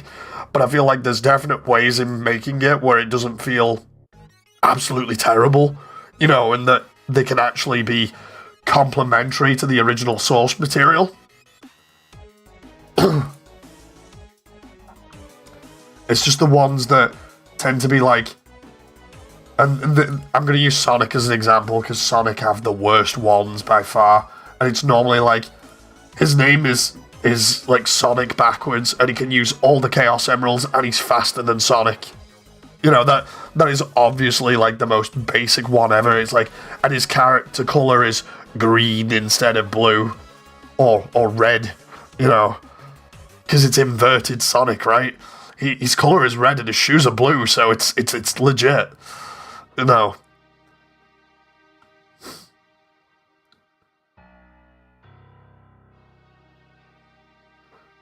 God level Timmy's OC can stay on Granny's fridge. Having a character with flaws helps. Yeah, that's the thing. It's like, I definitely feel like if you make the character not sort of like the main focal point of the story, and you make them just as a complement to what's already happening, and you make it so they're not a god tier character that can solve everyone's problems, you know, I feel like that helps a lot in acceptance with fan characters, especially if they have a lot more flaws than you would expect. I feel like that definitely helps out in some instances in making it that the character is a lot more relatable and isn't so much sort of like a Murray Sue or Gary Stu.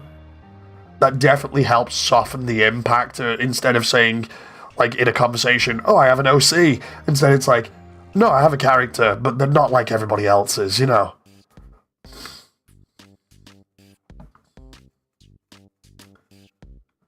Most OCs start out as Gary Sue's, but good OCs develop and blend into the universes they were inspired by, says John. Yes, definitely. Damon says, just watched it. She's so into him as well. That's pretty weird. That's basically what everybody else on the internet said. It's just, it's weird, it's cringe. What the heck was he thinking, you know? Other than, oh, this would be a cool fan animation. It's like, no, it really won't. You might want to rethink that. Rethink it. Course correct real fast. Oh, no, it's too wrong. It's too late, it's just so funny. That really needed a course correction at, like, the inception of that, where he probably sat down and thought, you know what, it'll be cool, I'll make a cool animation, and people will enjoy it because it's has been, it's popular, and it's unique. But he clearly did not think over the whole thing of just, oh yeah, I'm really into Charlie and she's really into me, and it's like, dude, that's not happening because of the way that the story's been wrote. It's just gonna look stupid, and you're gonna make yourself into a laughing stock, you know. It's not as if I'm being nasty to him or anything, but it's just thinking about it. It's like, dude, you could have avoided this so easily. What were you thinking? I'd like to actually think, like, to actually know what he was thinking during the inception process, where he came along and thought, you know what, this will be a great idea. You know, we'll get some content out there and get some views from it. Why would you then go to the point where it's like 50 grand, apparently? It's just, it seems really weird. Like, everybody makes fan content. No matter what, everybody makes fan content for stuff and does, like, either self-inserts or OCs and stuff. Nobody is safe from that kind of thing, because everybody has some sort of thing where at one point in time they're like, this is absolutely amazing, I love this so much, let's do this, you know. But it's that whole thing of just reining in the sort of like weird childhood energy where it's like, oh yeah, I'm gonna be a Sonic OC, I've got like godlike powers, I can do everything better than the main character, so there's no point in said main character from said universe. You know, it's people have to learn to rein in that kind of energy.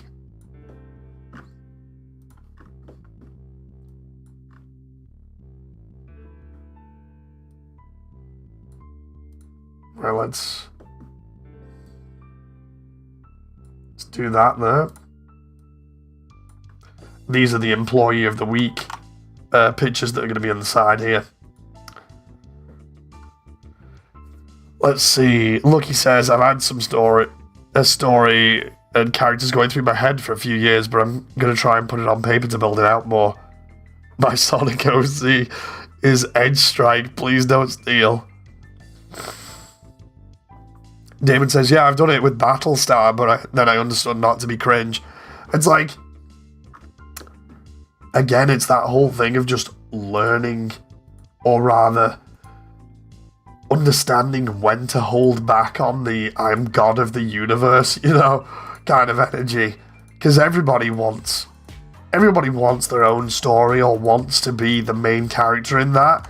But it's like, well, if that's the case, then make your own story rather than self-inserting, or use your self-insert as a starting point and go from there and use it to help flesh out a new story that's original. Sounds rich coming from me when I'm doing the Undertale equivalent of self-insert, but at least I'm not turning around and being like, oh, I'm going to be the one to save the day at the end of the day. And the way that I'm doing it is a little bit more tame. Because I know people will call me out for that and be like, oh, you're a total hypocrite. It's like, no, just let me cook. Let me cook.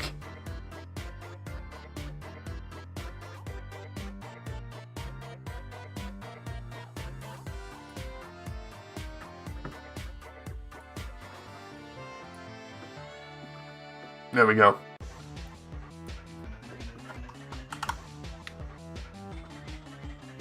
You'll never find some of the cringe stuff when I was a kid, since it's under a different name, says Damon. I've done stuff like that, where it's like stuff's really cringe, and I'm just like, oh, it's a good job the username that I had previously got taken down or whatever.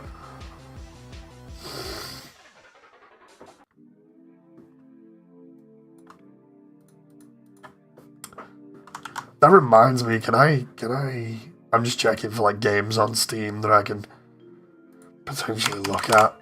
Let's have a look.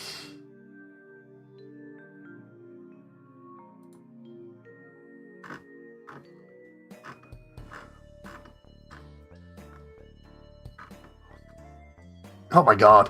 I was having a laugh thinking to myself, I can play through Sonic Forces again, but do it on like stream at some point. So I can try modding it or whatever. But it's still like $40 on Steam, and so is Team Sonic Racing. What?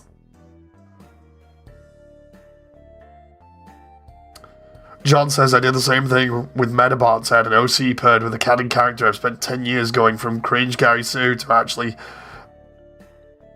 making it okay. See, the way that I justify like the Undertale stuff at the moment, because people could call me out for it easily, is the whole thing of it's like, the player is always there in Undertale. So if it wasn't me, it'd be any one of the number of people that have played Undertale. At some point, you think that you're the character in Undertale until the very end. You even put your name in and everything. And even when that's confirmed to be false, it's not you, the way that the player interacts, the player has some sort of role in that universe, even though it's not a big one. So it's like, the idea comes from what happens if the player seeped a little bit more into that role of being more shown within the universe.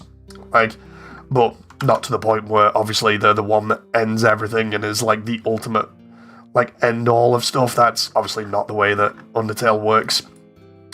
Like, for instance, I think the other way of describing it would be, where is it? I'm trying to find it now in between all these memes that I saved before. That and looking at the posts for all these models that we've got done. I don't even. There's those memes again. And some nice artwork.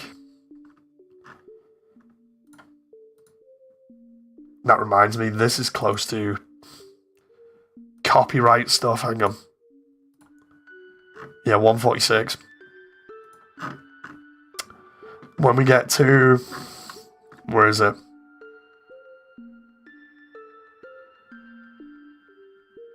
When we get another 10 minutes in, we get to Medium, which is the one from Standard Undertale.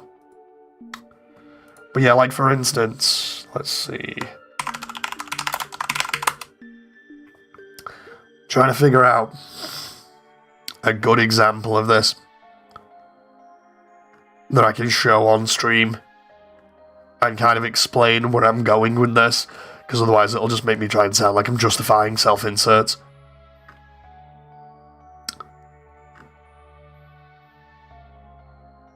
Because this really links in with the sort of genocide run theory. Or rather just the narration theory. So what we have here... I'll just use some fan art as interpretation. Or as an example.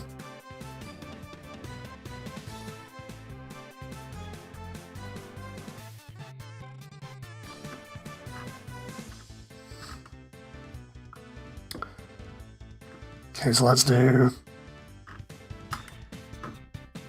Trying to find the right one, because this is so stupid how this comes up.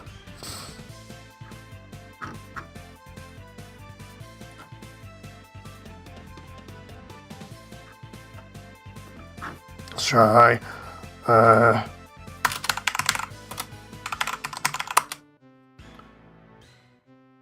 Okay, there we go. That kind of works. If I use that and that one as an example, and then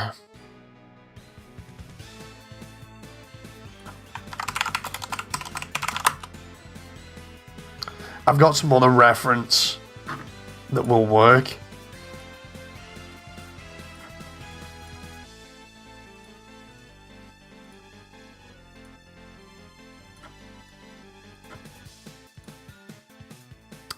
Just gotta save this stuff now, and then we can go from there.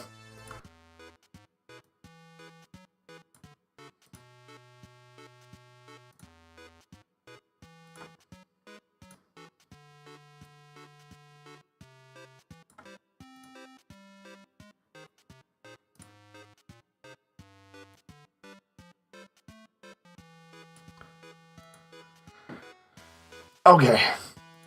Right, I just need to get all these images on screen now so I can kind of justify this position. Map in the distance, did I hear a theory? Damon says, sorry about the ping. Let's see what the ping is. Memes. Wait, what? What? I don't even... That's an interesting take there, and I don't know whether I stand by that, but oh boy, that's some spicy stuff there. I don't even. Right, so throw me off here while I'm trying to get this reference. Okay, so we're going all Matt Pat on this now, and can we see it? So it was, I'll just detail it. It was a post from PETA or PETA, you know, the animal safety group, or apparently animal safety group. And it basically says, we'd rather prefer knowing people that have sex with animals than eat animals. And it's like, wait, what? No, I don't think that's a good take to have. No. It's really disturbing. So we got that, and then we got... It was really weird. That's why I'm like, I don't stand by that at all. I'm just trying to get the stuff now that that I'm using as reference for Immersiontale here, because I'll show you exactly what my thought process was, and I'll even go through it, because then you'll know exactly what I'm thinking with the storyline stuff and how it's changed over time, and then see if you agree with me or not. Excuse me. Just need to find these last images that I was using, because I have so many of them. I have so much reference. Where is that one with... There it is.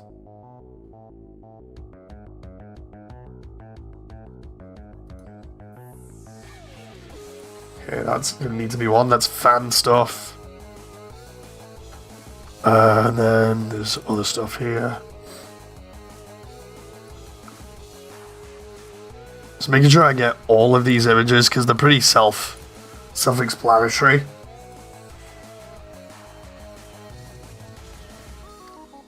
We're going to have to swap them around as well a little bit. What's that one? Okay, that one's good as well for explaining this. This is going to have to be split up into like genocide and true pacifist. But this is pretty much going to go over Undertale and how it works with some reference. Because there's also a lot of theory stuff to back it up. There's the final one that I wanted. Okay. So we can split this up into two categories. True Pacifist has a little bit more to do with it here. I'm gonna try and skip over. I know Axis's theme is amazing, but I don't want to get copyright striked, so we're gonna go back to the beginning and hope that we don't get adverts or whatever. So I really should get a drink for this, or at least try and there we go. I can try and go higher instead of going into my relaxed Batman voice for this. We'll see how I do. So this is my thought process when coming up with Immersiontale. And this is based off a couple of things. Because I need to actually do a video of showing how Immersiontale came up in terms of ideas in the first place. But this is kind of like a basics of it, right? So Undertale is broken down primarily into 3 characters. And by that I mean 3 characters that you can actually focus on that drive the narrative. One is Frisk, who is the character that you play as, who you do not find out is called Frisk until the very end of a True Pacifist route. You then have Asriel, who is in different forms throughout the game, who can influence your run and do different things depending on what your run is. So Asriel can end up either being saved by you, can be killed by you, or he can basically just end up being so annoying to the point where you kind of butt heads and nobody really gets anywhere in the neutral ending, really. And the last one is Kara. Kara is an important part in all of this because the fandom has this idea that Kara is the big bad guy for Undertale. And that's all because whenever anybody does the genocide run, Kara is always basically the last thing that you see on screen. And the reason why this is important is because Kara is, or has been shown to be, partly narrating the entire game when you go through it. It's just debatable about which parts they actually narrate and which parts they don't. But essentially, they play a ghostly sort of role in the background. And the stuff that enforces Kara being a bad force for the storyline is obviously stuff like this, where you see this sort of like demonic face. That's normally what you see them represented with. And then it's just Kara being an overwhelmingly evil force that takes over Frisk at the end. That's technically not accurate. The easiest way to describe it is Kara is a character that isn't seen throughout Undertale, but you can influence them because they're part of the narration. So, oh, I love the way it's buffering now. It's buffering. Let's try this. So, because Kara is partly narrating, they learn from our actions as a player. So, if you are bad as a player, you will have Kara turn into this sort of overwhelming force that learns that injuring people is good, and that they should do it more, and that they should be in charge. By the end of the game, you've essentially turned a innocent kid into a murderous sort of demigod kind of thing that can just kill everything and thinks that it's okay because you showed them how to do it, because you're the one that's responsible. Ultimately, the player is responsible for shaping what Kara ends up being by the end of the story, depending on what run you do. And this is shown in both the narration and how they act at the end of the game. That's why the Genocide run always has Kara be the bad guy at the end. And that's why the popular representation for Kara is the one that everybody sees at the end of the Genocide run, which is this. But, on the other hand, if you do a true pacifist run, you get this sort of thing where you go through and Kara's narrating and slowly warms up to you. There's been evidence by how they speak to you through the narration that Kara's always there as a ghostly apparition that's tied to Frisk through determination from when you fall down in the ruins, and they're always there learning from you, and whenever you do something right, they'll be more happy with you. They slowly warm up and give you a bit more of a chance. They'll tell you different things about enemies that'll help you. They'll get really excited at certain parts of the story, and they'll start remembering things that really help out towards the end with the True Pacifist Root's final boss, Asriel, where essentially the only way that it's possible to beat Asriel is by having memories of his interactions with Kara.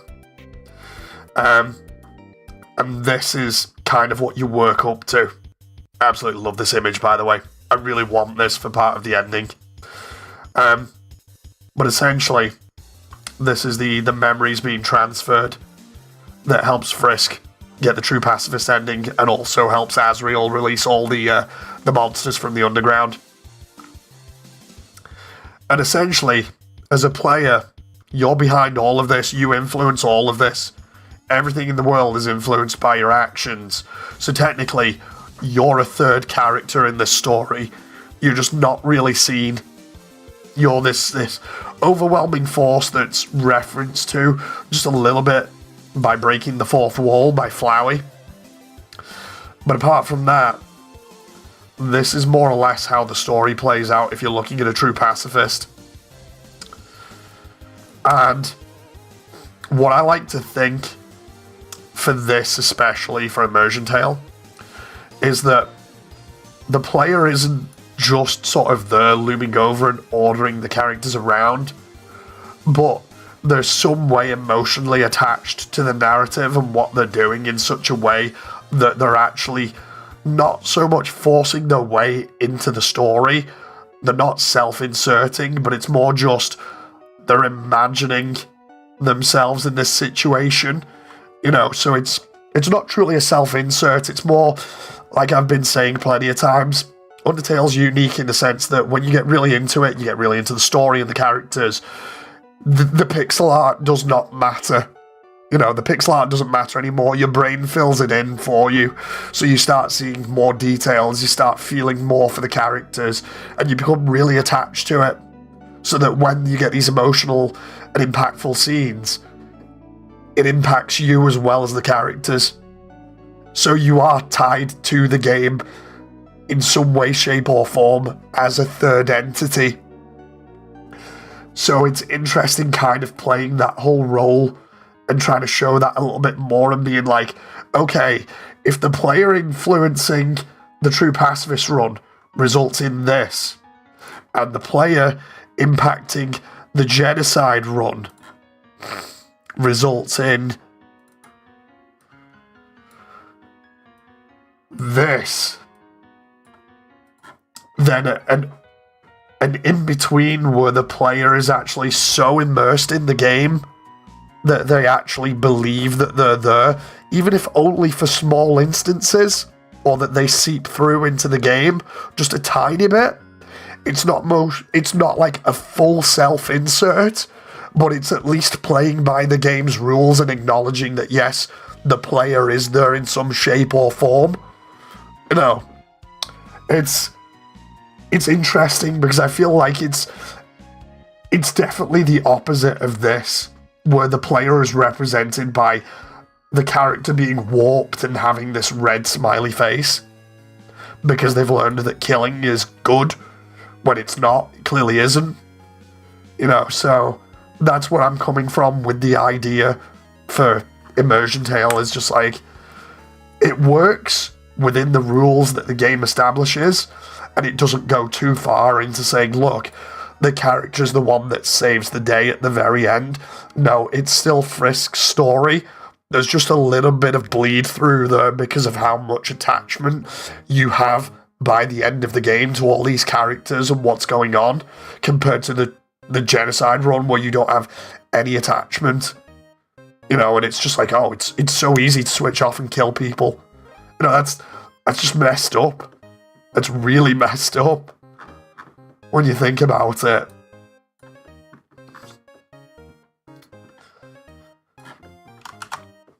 Not these here. John says, I knew I was God. Like, what do you guys think about that idea? Because, like, it's the only way that I can think of making it work and it being an interesting take while still being true to the actual story.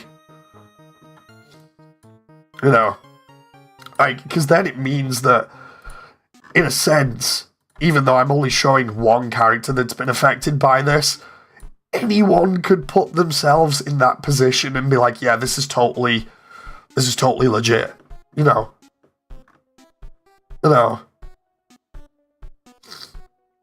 Maybe a shadow. Yeah, what I'm trying to do now is, originally, you can see in, like, the original footage, the character was there a lot more. And I don't like the idea of that now, especially with more and more people coming out and saying, like, look, it doesn't seem too good, but it's an interesting idea. It's like, what I'm playing around with the idea now is more bleed through between the character and Frisk, but more vocal than visual, so you don't see the character often on screen that much, and if you do, it's only for a little bit, so that it doesn't interrupt the actual game, you know, how you would normally expect it.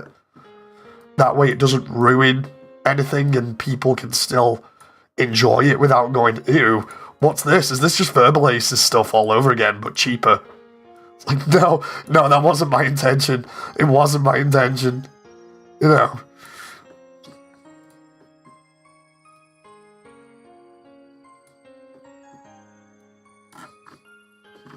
Let's do this here for this.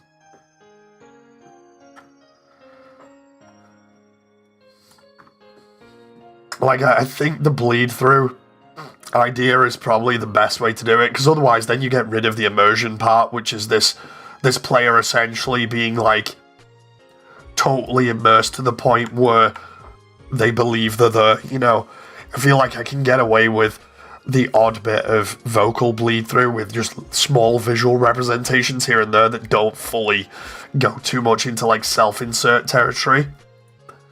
And people will still get the idea. No. That way it's not terrible. It's essentially what I'm trying to do is do the whole Sonic Forces thing, but without doing the custom character creator thing. You know. I mean, Verbal Ace's animation looked pretty scuffed for costing that much, says Darren. True. Pretty scuffed indeed.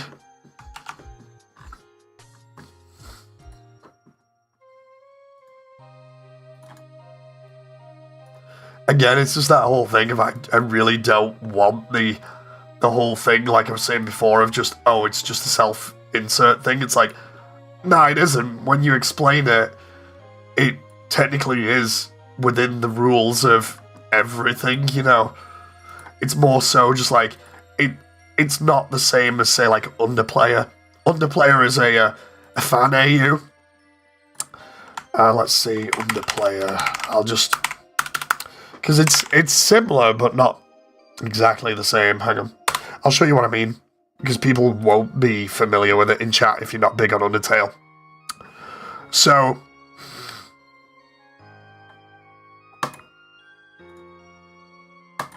save this. Okay. Do.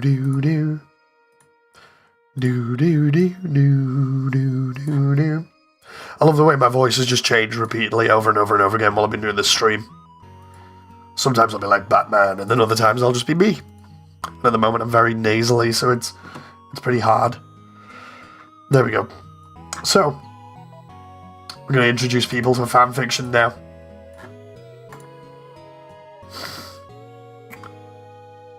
So, this is a fanfiction character.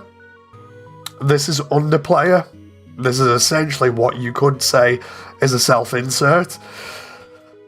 The idea behind Underplayer is that it is a player that has hacked into the game and has overwrote the main character's code so that they are the main character and they can do whatever they want because they're a hacker. They can literally do whatever they want, and they just want the perfect ending in Undertale where everybody is happy. But they have to go through multiple timelines of things going wrong.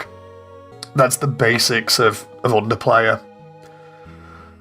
The difference with Immersiontale is that, one, the character could literally be, if it wasn't being animated by me, it could literally be anyone. I could literally animate, like, say, people in chat now as a character, or the player character in Undertale. I mean, in Immersiontale. And it would still be the same story with a slight bit of bleed through from the player. The difference being that with Underplayer is a character that looks like the main character, but is a self-insert colour swap, and can also basically do ridiculously broken stuff, like just flat out go between timelines if they want. Whereas the player in Immersiontale can't do any of that. They're just a backseat to all of this. They're just along for the ride, and essentially they only appear at certain points where it really affects them emotionally, and apart from that, you can only hear them a little bit through Frisk, so you still get their story, you just don't see them that much. Whereas Underplayer, you can tell immediately, this is a player character that's been hacked, they're overpowered. You know, that's essentially Underplayer in a nutshell. Compared to Immersiontale, which, while running similar themes, is a little bit more subdued for obvious reasons. It's more about the emotion than being able to just go around and change anything at will, you know. Immersiontale is more about the player and how the player feels while going through these situations, rather than being able to just immediately erase a timeline because they feel like it. You know.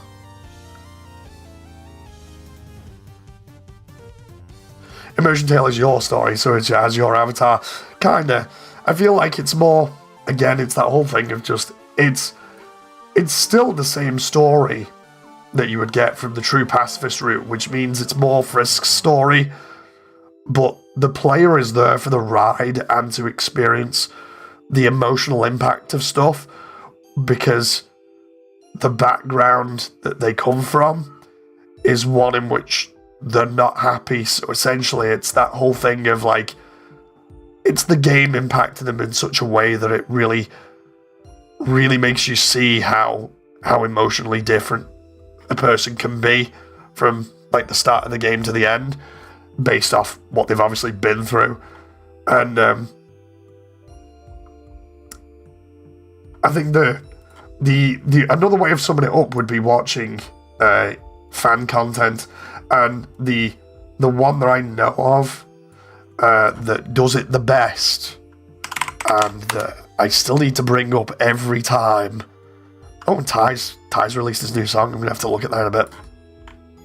Is Undertale versus Asriel dub animation. So it's this animation that I keep seeing over and over and over again. I've watched it since the beginning.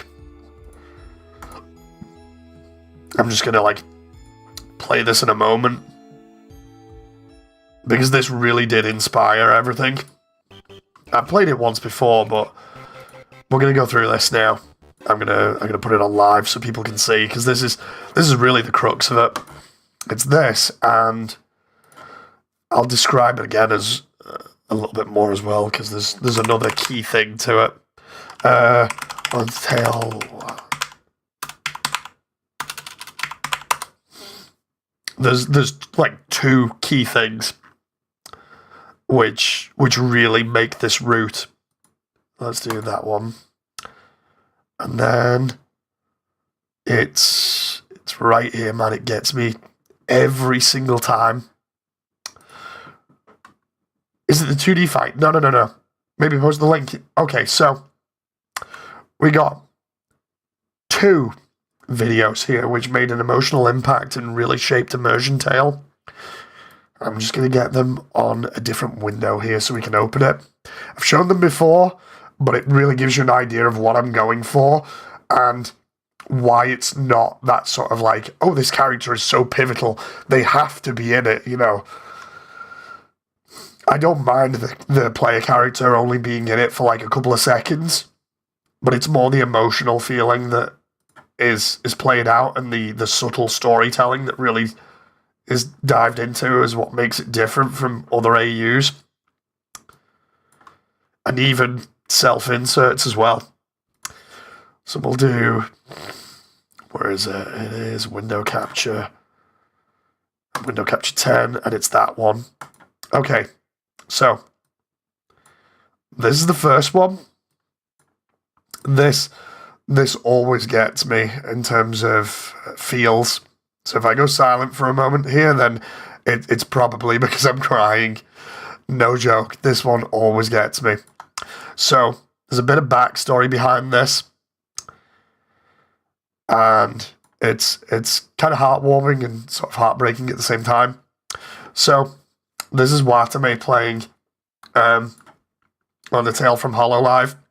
Watame, like me, will never do a genocide run, and that's just because of how much this impacted her. I'm going to get rid of Asriel for a moment here because he's going to block an important part. But the thing you need to know is that if I remember rightly, Watame's backstory for her actually is that I can't remember whether she had a father figure or not, but her mother figure played a really important role in her life growing up to the point where she really appreciates her, right? Just watch what happens because she's been through the entire game on True Pacifist, helping out and enjoying every moment of it, and it is so wholesome to see, right? Watch how she reacts when Sans judges her at the end of the game when he tells her what could have happened and what she actually says. I'm tearing up now and I've not even played it yet, right? This is what happens and this is a legit reaction.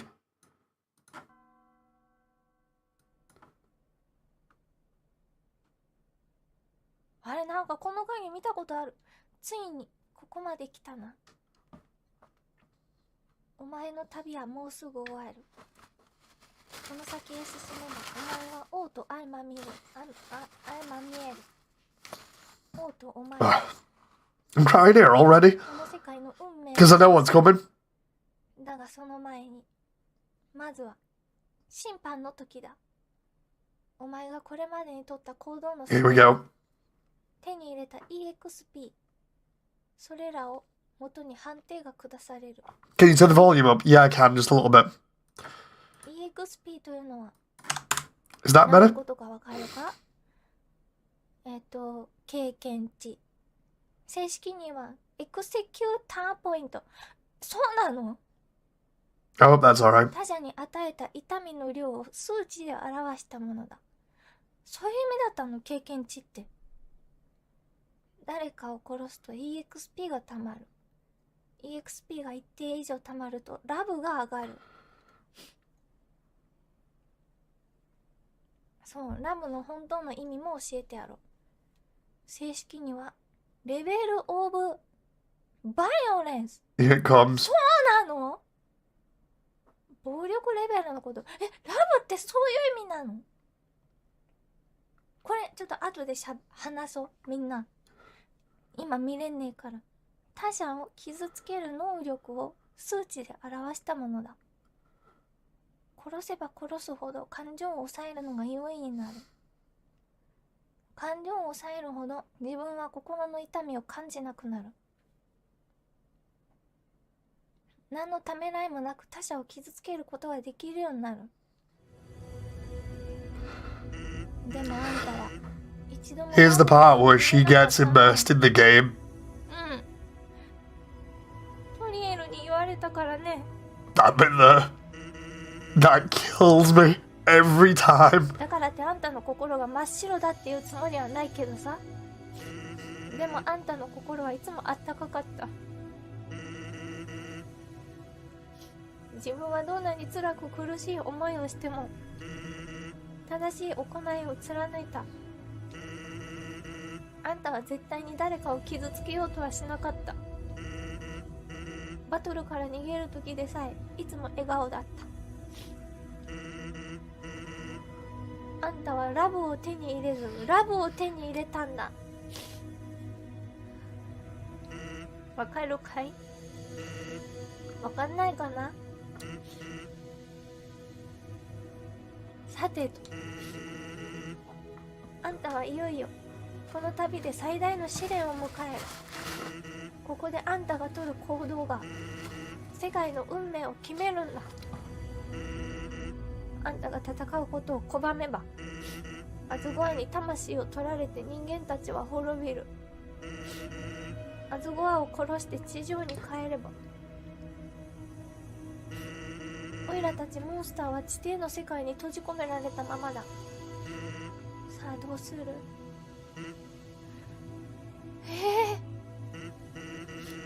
まあオイラだったらとっくに諦めてるね。でもあんたは諦めなかったからここまで来られた。そうだろ？つまりあんたは決意ってもう持ってるんだ。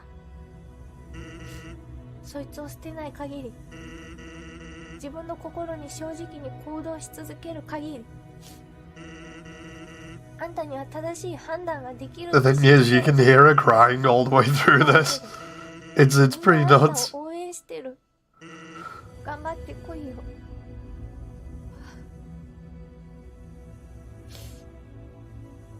どうしたらいいんだろう。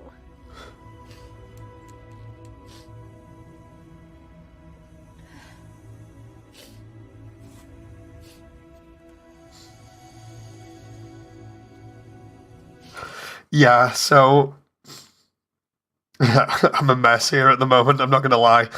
Every time I see that video, it gets me because it's the line. Oh, I need to blow my nose here. Give me a sec.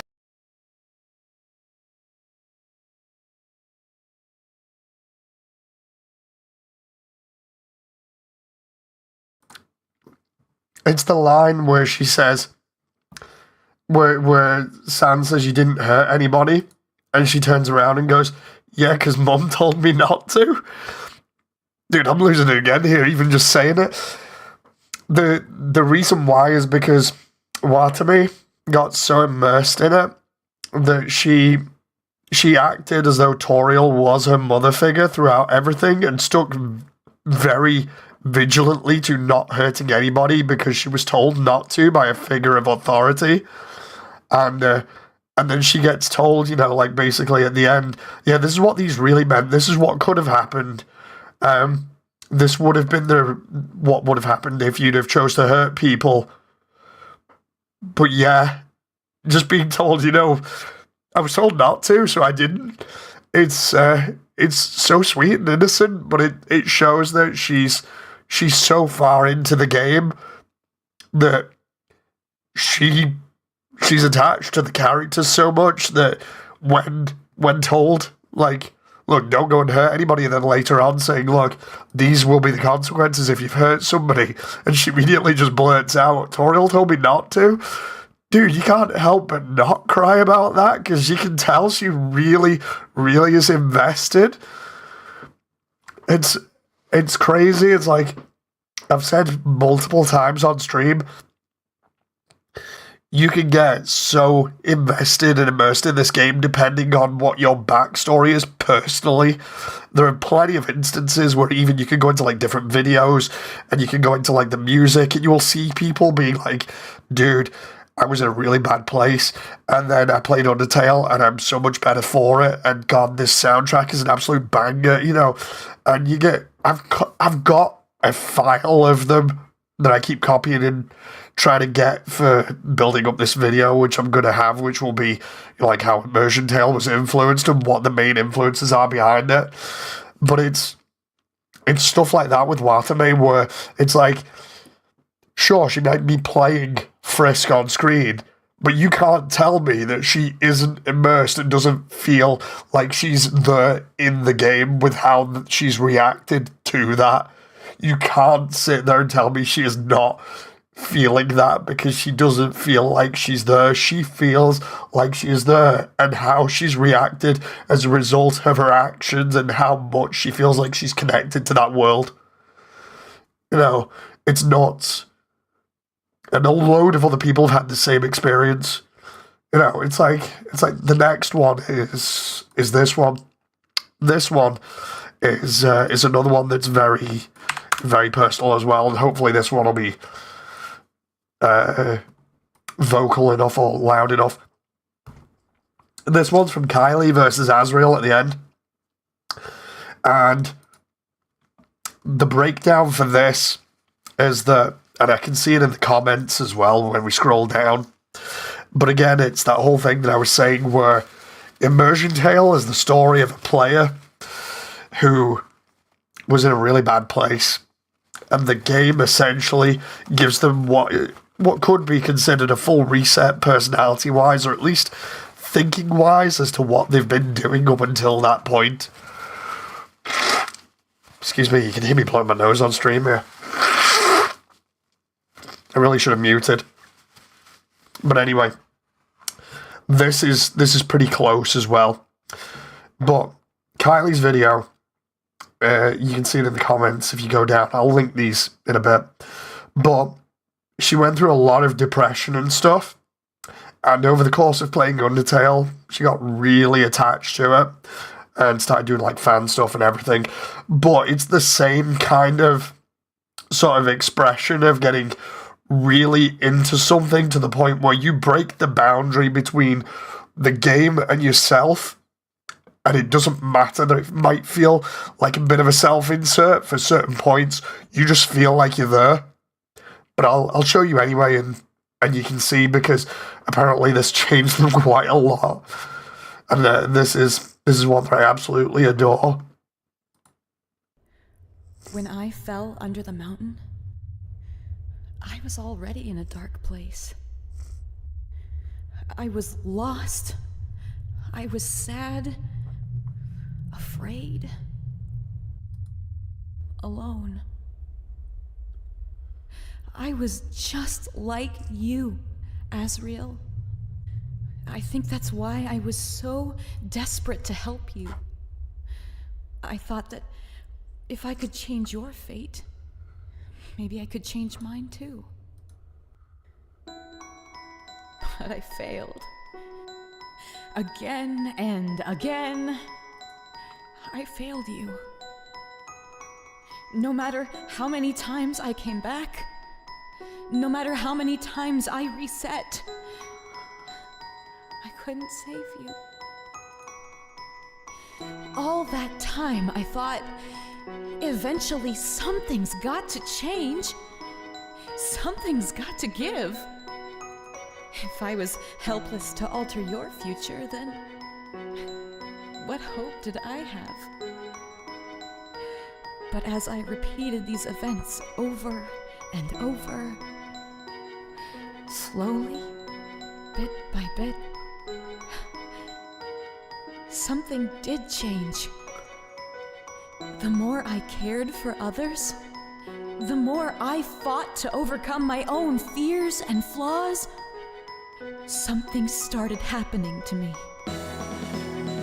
I gained strengths that I never dreamed I was capable of.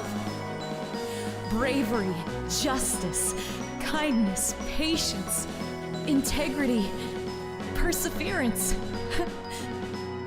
These are the forces that can change the world.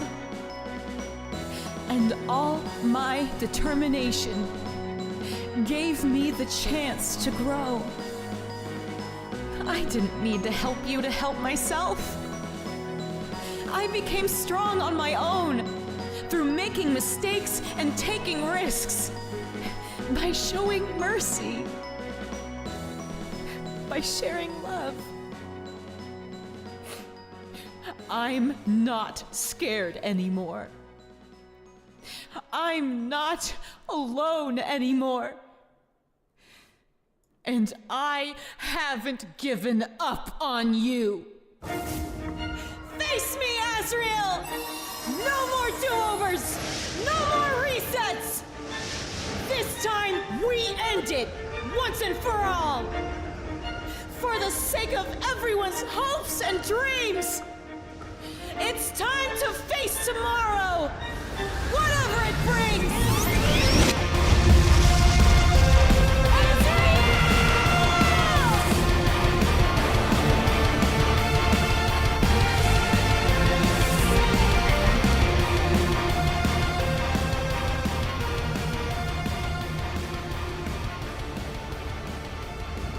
Damn, I didn't realize this stream would be such an emotional one.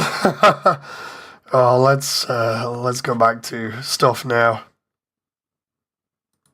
It's okay, I'll just laugh it off and ignore the fact that I'm a complete emotional wreck right now. It's okay, it's fine. It's all good. But yeah. There's a daughter I saw of a father who lost his daughter talking about his playthrough of Omori. Says, look, yeah, I think I've heard something like that be passed around recently.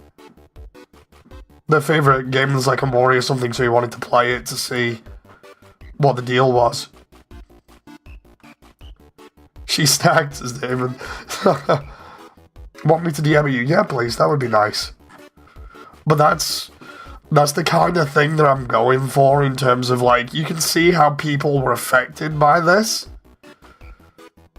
And the fact that they then don't perceive it as a game any longer. The game sort of breaks its bonds, as it were, and becomes sort of like just this place that the characters that they're in inhabit plus the player for a little bit until the end. You know, so it's like it's magical. It's magical, and it is also the definition of immersion, which is really crazy when you think about it.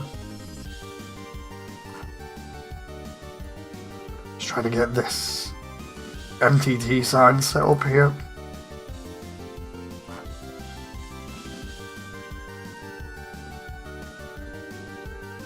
What I might have to do here is take away this bottom bit because it doesn't match up. Dude, after trying not to just completely sob on stream there at those two videos, I'm no joke, probably gonna end up having a shower later on. It's just like, complete mess here. The song is giving me Kingdom Hearts fight music. What, the one that's currently on?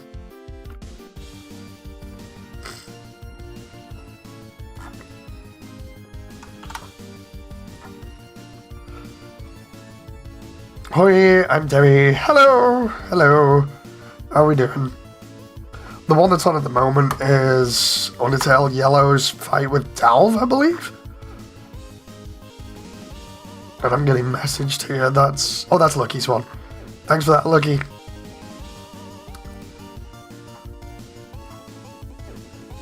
So yeah, I'm just slowly working my way through here. I need to put in the bit that was off.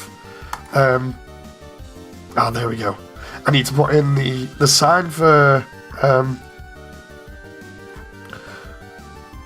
worst.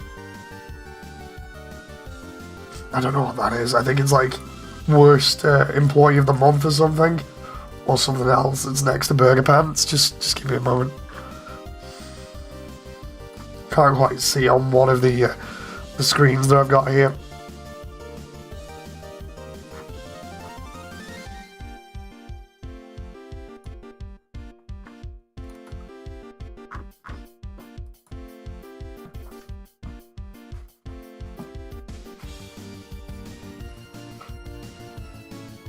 I think it's crew of the month or something.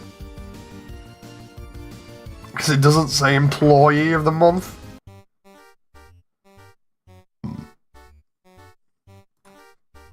I definitely need to put just that there, so we just go. It's going to be good when Inky eventually sees this, because Inky was the person who gave me the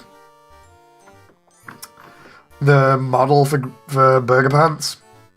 So it's going to be good seeing Inky's reaction to Burger Pants. Giving me Rage Awaken vibes for some strange reason, says Damon. Oh, that reminds me, I need to go back and with Jen and play Kingdom Hearts, because like the second game is so good. That moment when my voice is just going like mad because of this cold.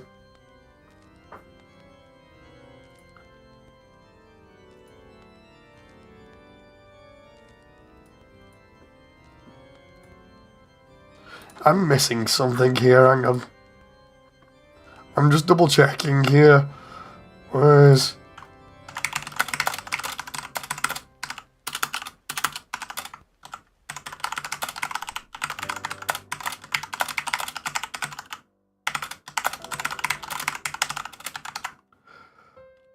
This is gonna be funny if I forgot this. I just realized that. I'm like, wait a minute.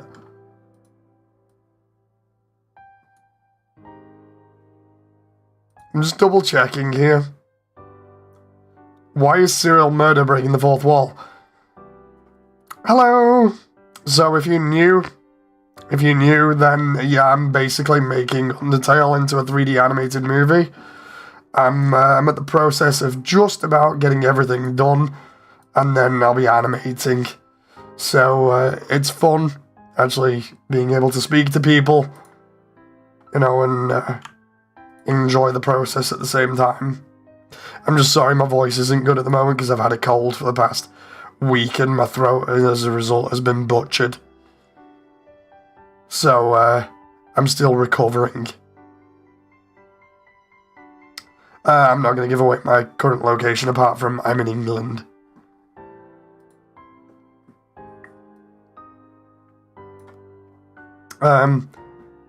In terms of what I'm up to with the making of environments and stuff, we're just doing MTT Resort here. We're in the burger joint. I'm just doing that in full 3D slowly. We're just doing the rest of it. I'm going to be doing the other details very soon. That's the stage for everything. There's where Fish Receptionist normally sits. So Hotland. Yeah, we've got the rest of it done. Like, where's some of the other stuff? Because I've got video footage for some of the other things. So I can show off, like, the rest of Hotland, Waterfall, stuff like that. Just give me a moment. There's Waterfall. I'm just checking my my videos here that I've got so I can just show you really easily. New Home, the Ruins. Where's Hotland? Because Hotland is still sort of like a work in progress, but it's so close to being done. We're basically done at this point.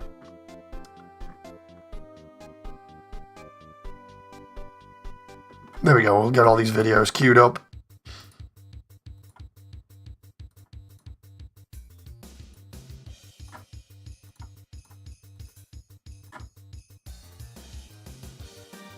The only one that I've not shown off so much is Snowed In, and that's because I've already been animating it loads, but... What is Cone Tail? Oh, it's just a joke. It's literally just a joke. For April Fools, I thought it would be funny because one of the voice actors who does Flowey, had sent me some lines, and I thought it would be funny to find out what would happen if you just placed random plastic cones in the underground. So the whole joke was just what would happen if Flowey popped up under a plastic cone and tried to do his intro still. And then it kind of spiraled from there into sort of what would happen if you took the same situation where you just put plastic cones everywhere.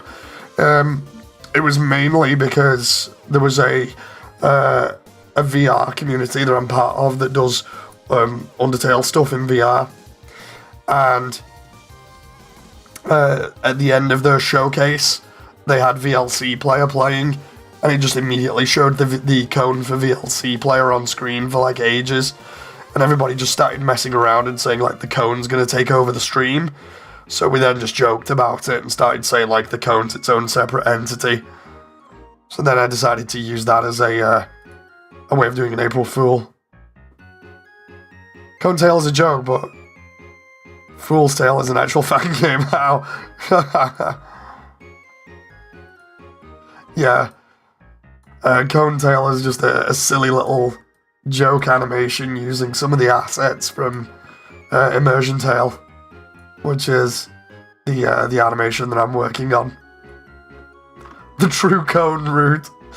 Yeah, the cone keeps being brought back up over and over again as a talking point just because of it was just a silly thing that happened between the community.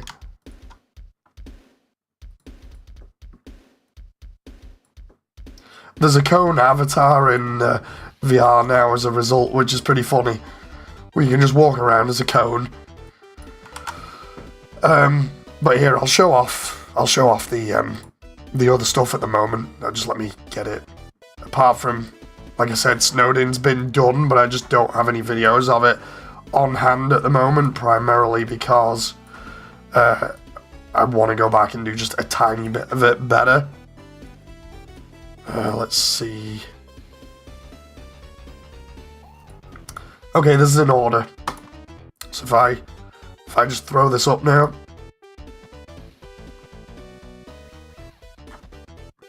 OSHA investigator gets bribed to make it pass inspection.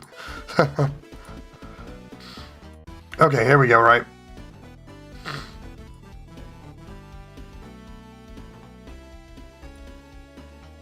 So, this is the ruins at the moment. It's a slow video of just all of the ruins for Immersiontale. I'm still working on little bits like particle effects and things, but we even show Toriel there. We got some nice water effects. The idea was to kind of make the ruins a little bit dark and realistic by having the areas lit up, not by torches or anything, but more the same kind of glowing mushrooms that you have in Waterfall. You even see the water going off the sides there. Toriel is just standing there menacingly for the moment. And then we have the room where the candy is there. They got all the foliage overgrowing everything, so it makes it look as though there's there's a lot more takeover of the foliage, and then there's a lot more of the spider webs everywhere as well. More so towards the bake sale.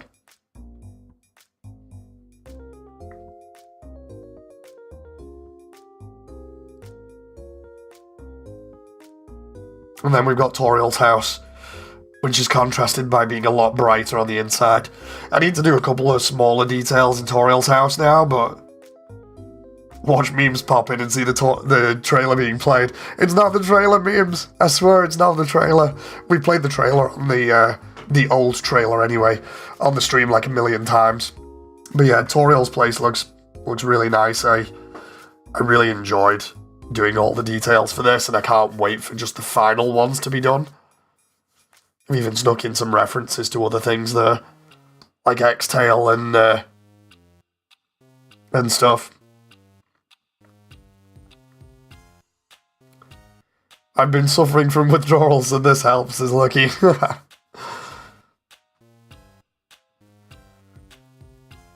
PT looking ass, says David.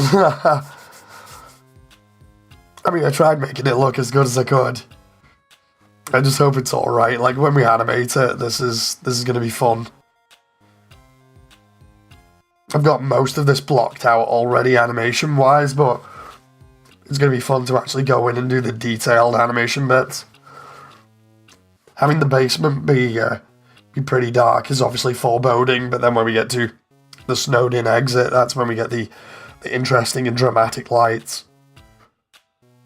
But yeah, that's that's the ruins. Then we've got Waterfall, which was done pretty recently, which is nuts because of how much detail was required. All those crystals are actually shown in the environment in the sprite work as well, so it's not as if I've just pulled them and put them in for the sake of it. But yeah, there was a lot of interesting materials and stuff that had to go into this, and a lot of tricks to get it to work properly and how I want. Really detailed scenes.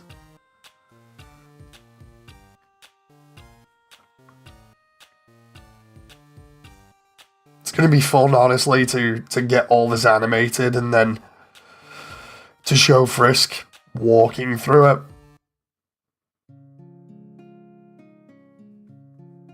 So tempted to have like Aaron or Shiren dancing around in the water there. I just need to figure out where to put the encounters so that it all looks pretty natural, you know. I feel like as well at some points I'm going to have multiple different enemies lurking in different places. So like even with this area, I'm still going to have some stuff like Whimsum flying around where there's light. It just makes sense to have Whimsum be sort of like a moth to light, where you'll find them in most places where it's pretty lit up or where they can get attracted to light. The door to Snowdin reminds me of Kingdom Hearts, the door to Namine's room. Sorry, I played Kingdom Hearts recently. Reminds me of the door at the end of, you know, the island at the beginning, where you see the cave paintings.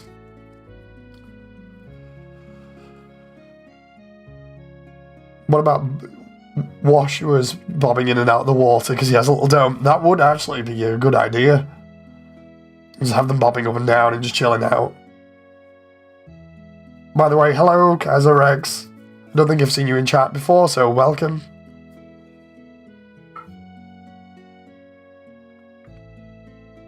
But yeah, we've got all these cool things like water dripping all over the place and leaving puddles, which then reflect all of the light and stuff that looks really cool. It just keeps going and going and going. There's so much going on with this environment. Then there's the glowing trees that you normally find in Waterfall, plus all of the water rippling above. I should be going to bed, but I saw this. It seems like an awesome project. Thank you very much. Yeah, getting all the environment together so far has taken roughly about 8 to 9 months, and then I'm animating the rest of the True Pacifist run in these environments. So yeah, it's going to be fun. I've got a load of characters. It's going to be fully voice dubbed. I've got a load of people on board for helping out with the dubbing.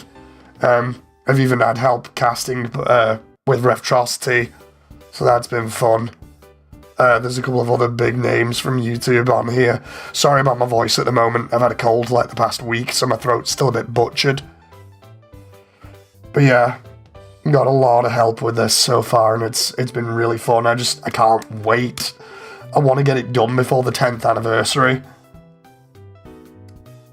I love all the little details, like, oh, I thought that was natural. No. I'm a little bit, I try and sound like normal here and not like Batman.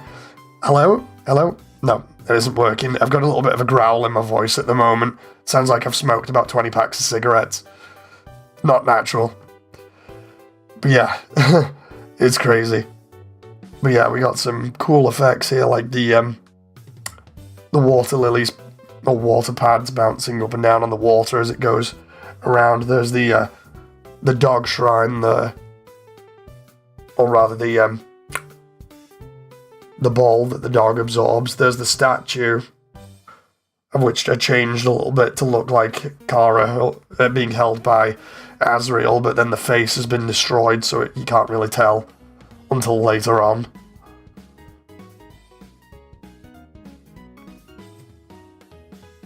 And there's where you get the umbrella from. Can't wait to stick the Gerson model we've got in here. It's going to be so good.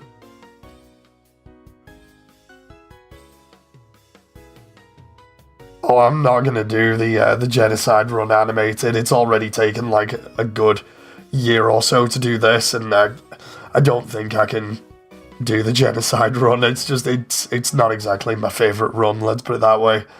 It would be pretty violent and pretty soulless.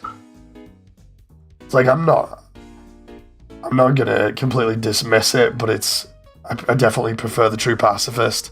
It's more of a fairy tale thing that I enjoy the feel of, you know.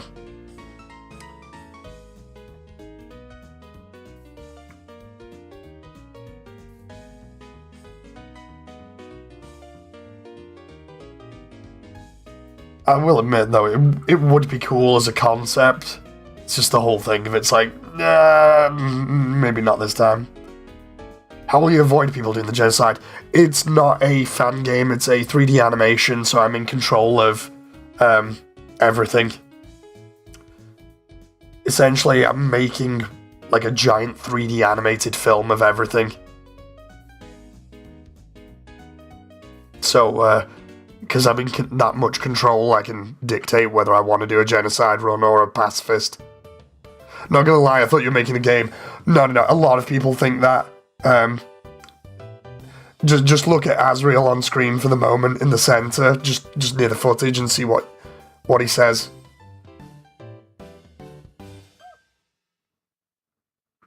Some people kind of overlook that a little bit, but here's the garbage dump. Garbage dump's looking real nice. Can't wait to actually show Kathy and Bratty in here when they do a flashback, talking to Frisk about meeting Alphys here. That's going to be really fun. I absolutely love all this. To be fair, I'm working on low energy right now because late at night. That's fair. What's here? 3D animated Undertale movie that I'm making. I'm just showing off bits of it because somebody asked, like, to see where we were up to. In Blender, I'm just doing the MTT Resort right now and all of the interior sections. I'm just showing off the exterior stuff that's been done. But yeah, I'm making it. It's been in the works for about a year. We're almost up to the point of animating properly with all of the voicing being done and stuff. With a lot of characters. I've even paid for some of the 3D models to be created recently. So, it's going to be so good. This is the bit where we avoid Temmie. Stay determined. Oh, indeed. Indeed. Takes a lot of determination. Kaiser says, I'm going to hit the sack. Hope you have a good sleep, and thank you very much. I'm actually happy that new people are finding the project yet again. Thanks to YouTube. One animator running on hopes and dreams and caffeine. Indeed. Albert says, it seems so cool. Thank you very much. I really loved doing Temmie Village here, primarily like the fairy lights. The fairy lights were just a nice touch to make it seem so welcoming and cute.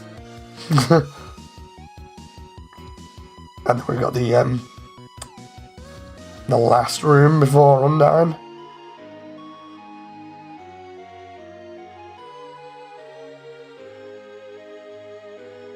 Love the way you can see, like, on the roof, you can see the water reflecting off itself. So it reflects on the ceiling.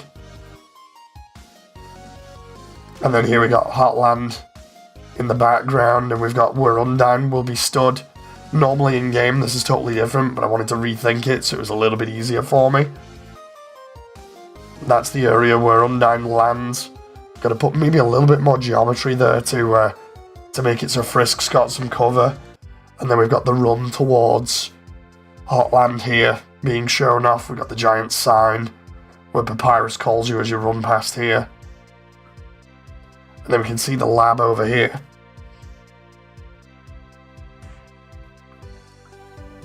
And then that's the end there, and then we got Hotland, which is still a work in progress. I'm still getting little bits of it done here and there, but it's It's about 80% done. No real big things that need to be done on it, just small details. It's only really the exterior wall that needs sorting, and then I just need to sort out the river person bit.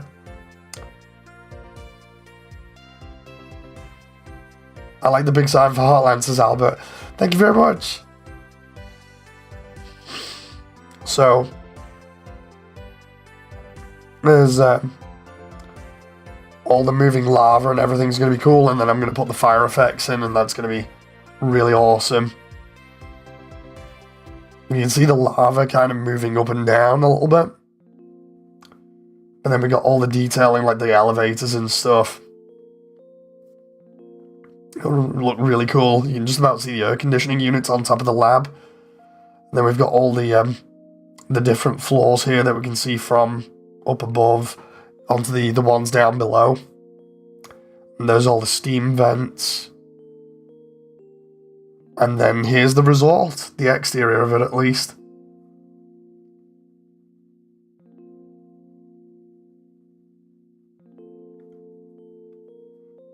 And then, the final one, here's New Home. I remember when I showed this off, it was so good. It was only 4 months ago.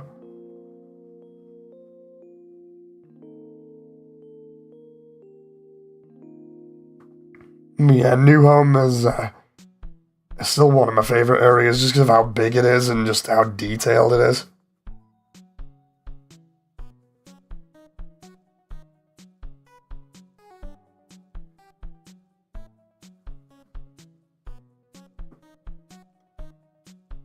It's dark in New Home. Yeah, like even though the light's coming through and piercing the place, I think I need to light it a little bit better.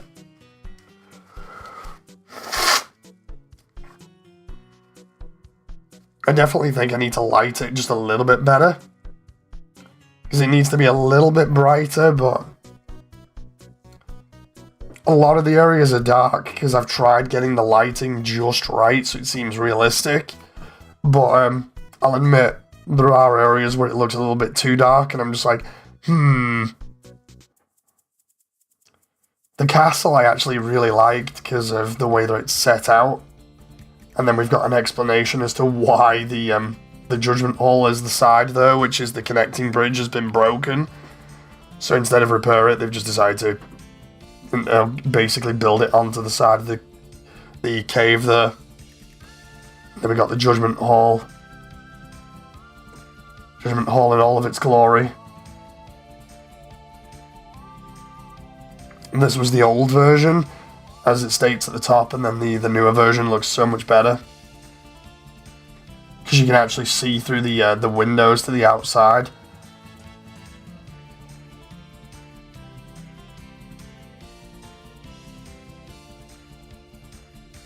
Here we go. So you can see the outside from here, you can see the castle in the background. And then we transition straight out of the door, straight to the castle. So here's the New Home Castle, you can see all the little details in it, and then when we go in through the front door, that's when we get a new area, which is the main hall. The main hall is just like, the way that it's laid out makes it slightly believable. Here's the main hall. So you got a couple of rooms coming off, you got some flags with the Delta rune on, and then when we go into the back, this is where we get to see the save point, and the end of the corridor there actually does go downstairs. And then we got the throne room.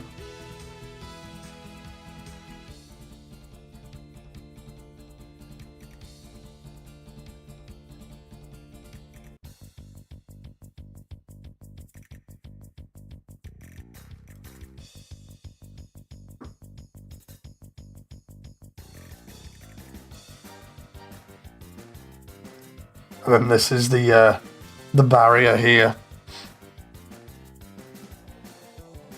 So we can see outside there. But yeah, we got all that. And then if I jump off that for a moment, I'll show you one more here. Which is a really nice one actually. It shows off what happened to get here. Where is it? There it is.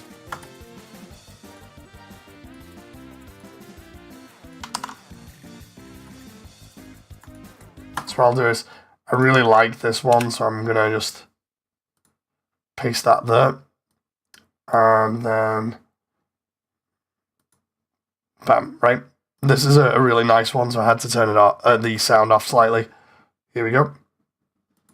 So recently I've been trying to branch out into other areas to show off content, and obviously with me doing my Undertale animation and messing around a lot in VR chat and working with some people from VR chat on the animation, I decided that I would try and secure a place in the Undernet hub. I mentioned that I was going to have like a crossover or something with them to try and get my content in here, or at least seen by people.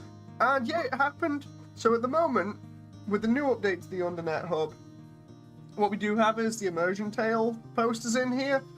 But yeah, I didn't expect this level of support, and then it got a bit crazy. 3, 2, 1. Ow! I'm alive? I'm alive! You would be dead where you stand. Oh, Hey, imagine why that. do I want a face? Oh, it's gonna be so good. But yeah, I can't wait. I can't wait. This is gonna be great. So it was around this time that I managed to get lucky and got the Mad Mew Mew model here from UniDelta from the Undernet hub. This is another one of those models that has specifically been erased from the internet, so it's really hard to find, so I'm really happy to get another character to animate here to kind of fill out the cast a little bit more. Ow! I'm alive? I'm alive! Yo, you're a kid too, right? I can tell because you're wearing a striped shirt. Everyone is always laughing and cracking jokes, trying to forget our modern crises. Dreariness, crowding, lack of sunlight. I would join them, but I'm just not very funny. At least, I'm not making puns. See me, see me. Si fa so mi re re. Did you hear what they just said? They said a human wearing a striped shirt will come through. I heard that they hate spiders. You idiot! In this world, it's kill or be killed! You're about to face the greatest challenge of your entire journey. Your actions here will determine the fate of the entire world. If you refuse to fight, Asgore will take your soul and destroy humanity. But if you kill Asgore and go home, monsters will remain trapped underground. What will you do? Well, if I were you, I would have thrown in the towel by now. But you didn't get this far by giving up, did you? I say, just make it as simple as possible. Stop overthinking it. That's wrong. Tell me right now. Tell me right now. This is when I showed it off to everybody every time I had an update. I can fucking do Western.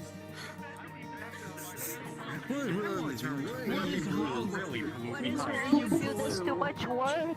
There's too much work. Why do you do How do you work this hard? How do you have the motivation? I'm jealous. This entire this entire update was done in like 7 days. Determination is the key. I can tell. Holy shit. Crap, I mean myself. It was all Disney. Lucky with this, I swear in the footage we can hear you in the background going, God damn. Oh no. Oh, there we go. There's you going, oh my.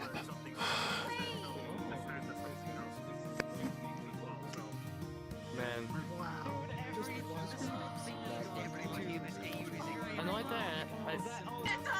Oh my goodness gracious! Oh my god! Oh my goodness gracious! Holy, ain't no way, ain't no Oh monkey. my god! I can Holy choose shit! how I sound. Naps Luke! Naps Oh my god. The animation is beautiful. Moves in real time. Thanks.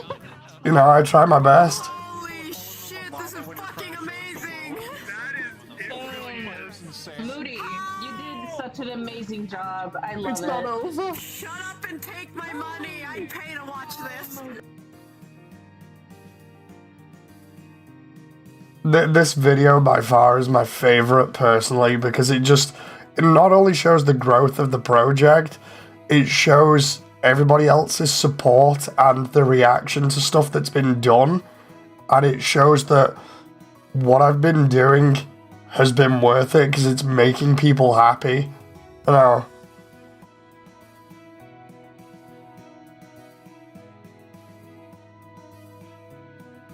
And I don't take any of this lightly or for granted either. It's like I'm trying my absolute best here to get this done and be the best it can be.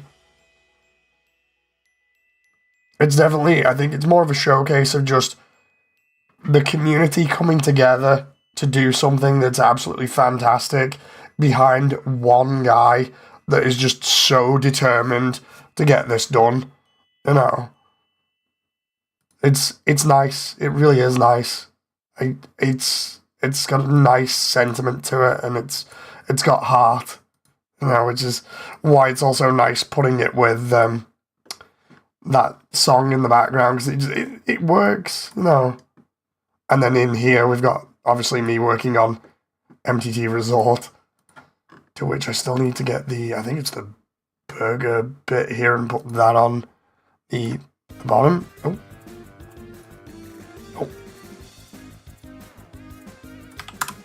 That moment where I had the music on too loud. Sorry about that. Okay, right. So I need both of this again.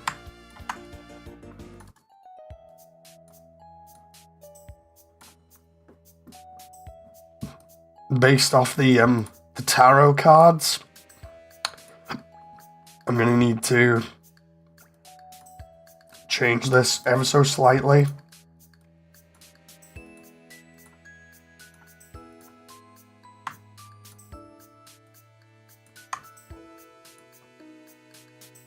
The mocap test was wild. I think I've already responded to that one, but yeah, the mocap test was crazy. I can't wait to actually, you know, use mocap properly again. It's just when it goofed up and I didn't know what I was doing wrong. It's just like, oh no. So hopefully this time it won't be too bad, or I can just do what I said I was going to do, which is just eventually just end up doing everything from I, you know, based on the mocap stuff.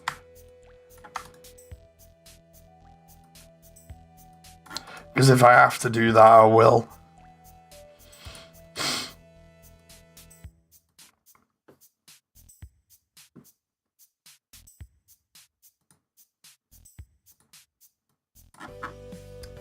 Okay, I think that needs to be a little bit thicker there. Based off... Yeah, it does. Based off the images.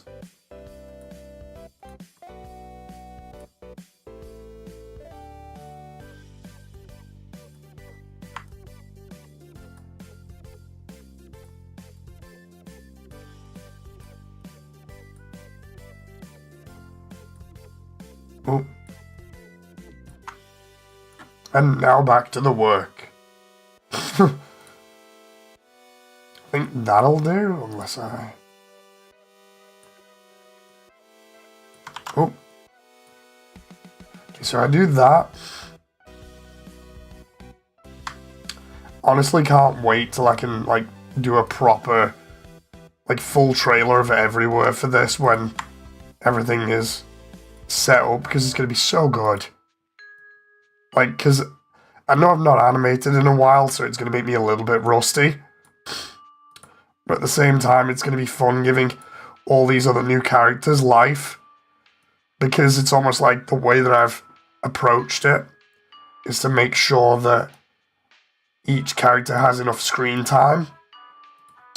And it's going to be fun just showing all of that off and being able to focus, you know, like on certain parts.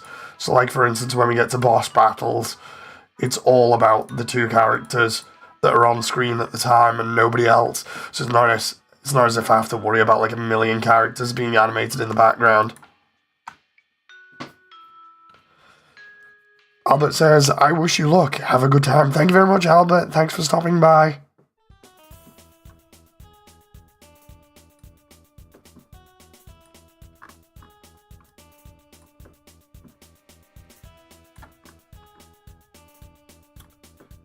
Right, we got this here.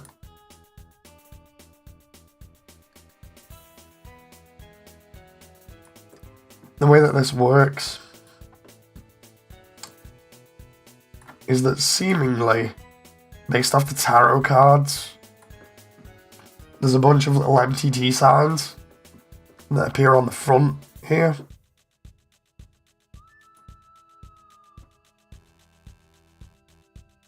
I don't know whether it's just...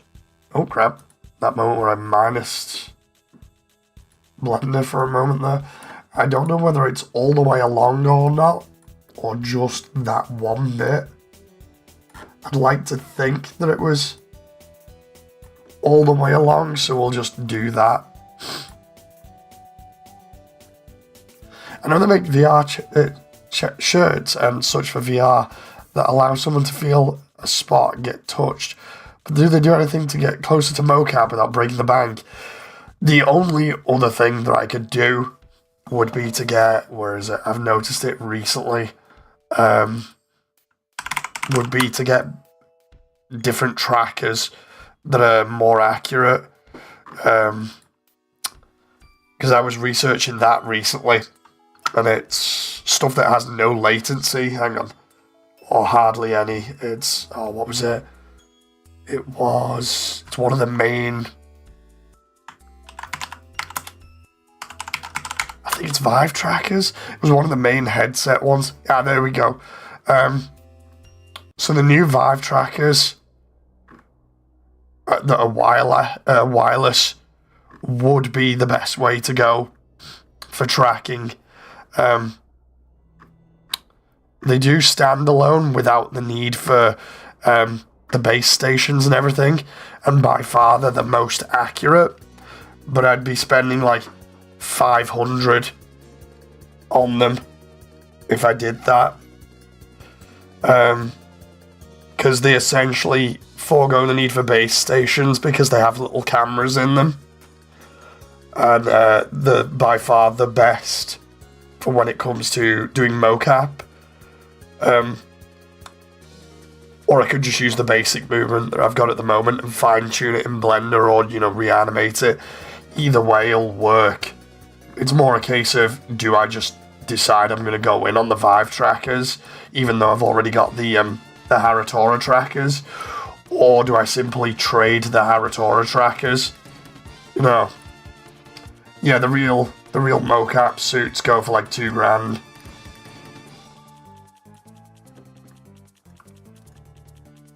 Because the Haratora trackers that I've got at the moment need to be reset every so often. So it's like, even though they're definitely good for it, and they can help conceptualize things quickly, it's like, do I stick with them, or do I trade them in and get the Vive ones? The thing is, even if I do that, I'll probably have to fork out more money, which I don't have now because I'm already using money that I don't have technically for the last characters.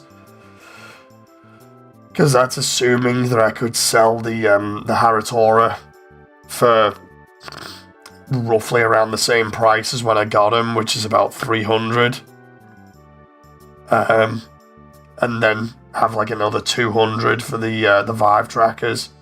So the only problem with technology is like, you get some that are supposed to be like top of the line, at the point in time, and then like a good 9 months later, there's something that's just totally better that comes out that's around about the same price.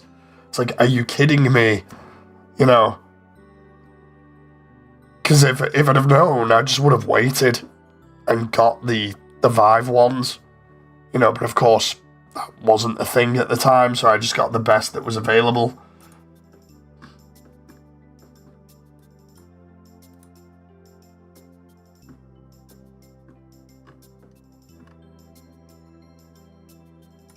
I love the way there's just the MTT logo all over the place here.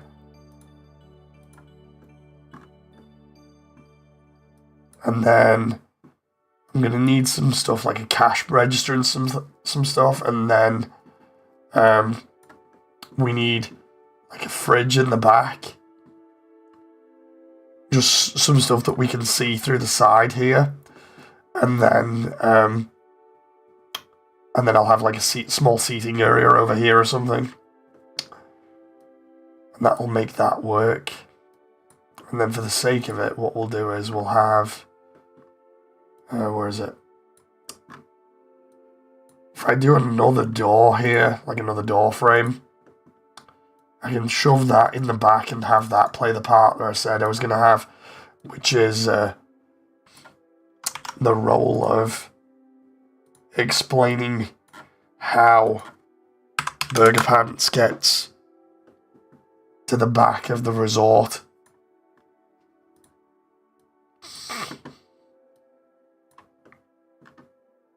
We just put this here like this, and the idea is we'll be able to see it from here and kind of understand that that's where Burger Pants goes. And then if I put like the fridge here or something, because we're not going to see all of this, it just needs to be there to kind of float around and imply there's detail there, then we're good. So I just need to fix the texturing here, and that'll be fine. And I also need to do the roof. Just give me a moment to try and figure this out. I think I can use those roof panels there, actually. I was going to say I'll make a new texture up, but I don't need to if... Actually, no, I might need to, because that's going to be a clean room. So really, you want a clean room to be white or something. Trying to think of how, because like in the background in the game it's yellow, but that's it's rough.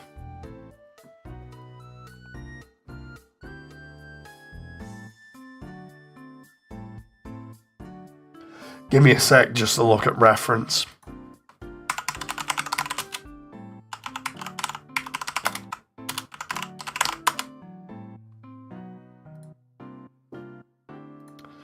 Thinking of taking a little bit of liberty with it and actually making it look like a restaurant kitchen, like a proper one, which would mean having it look more like a clean room.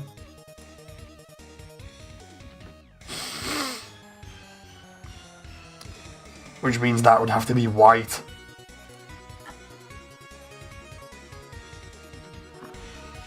Let's see here. That's fine. Everything's fine. I just need a tile texture.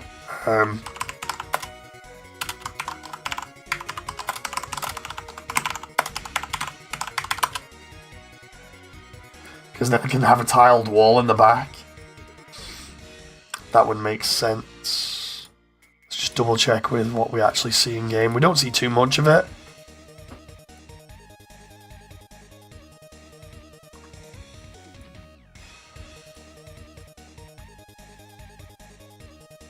There we go, ceramic tiling.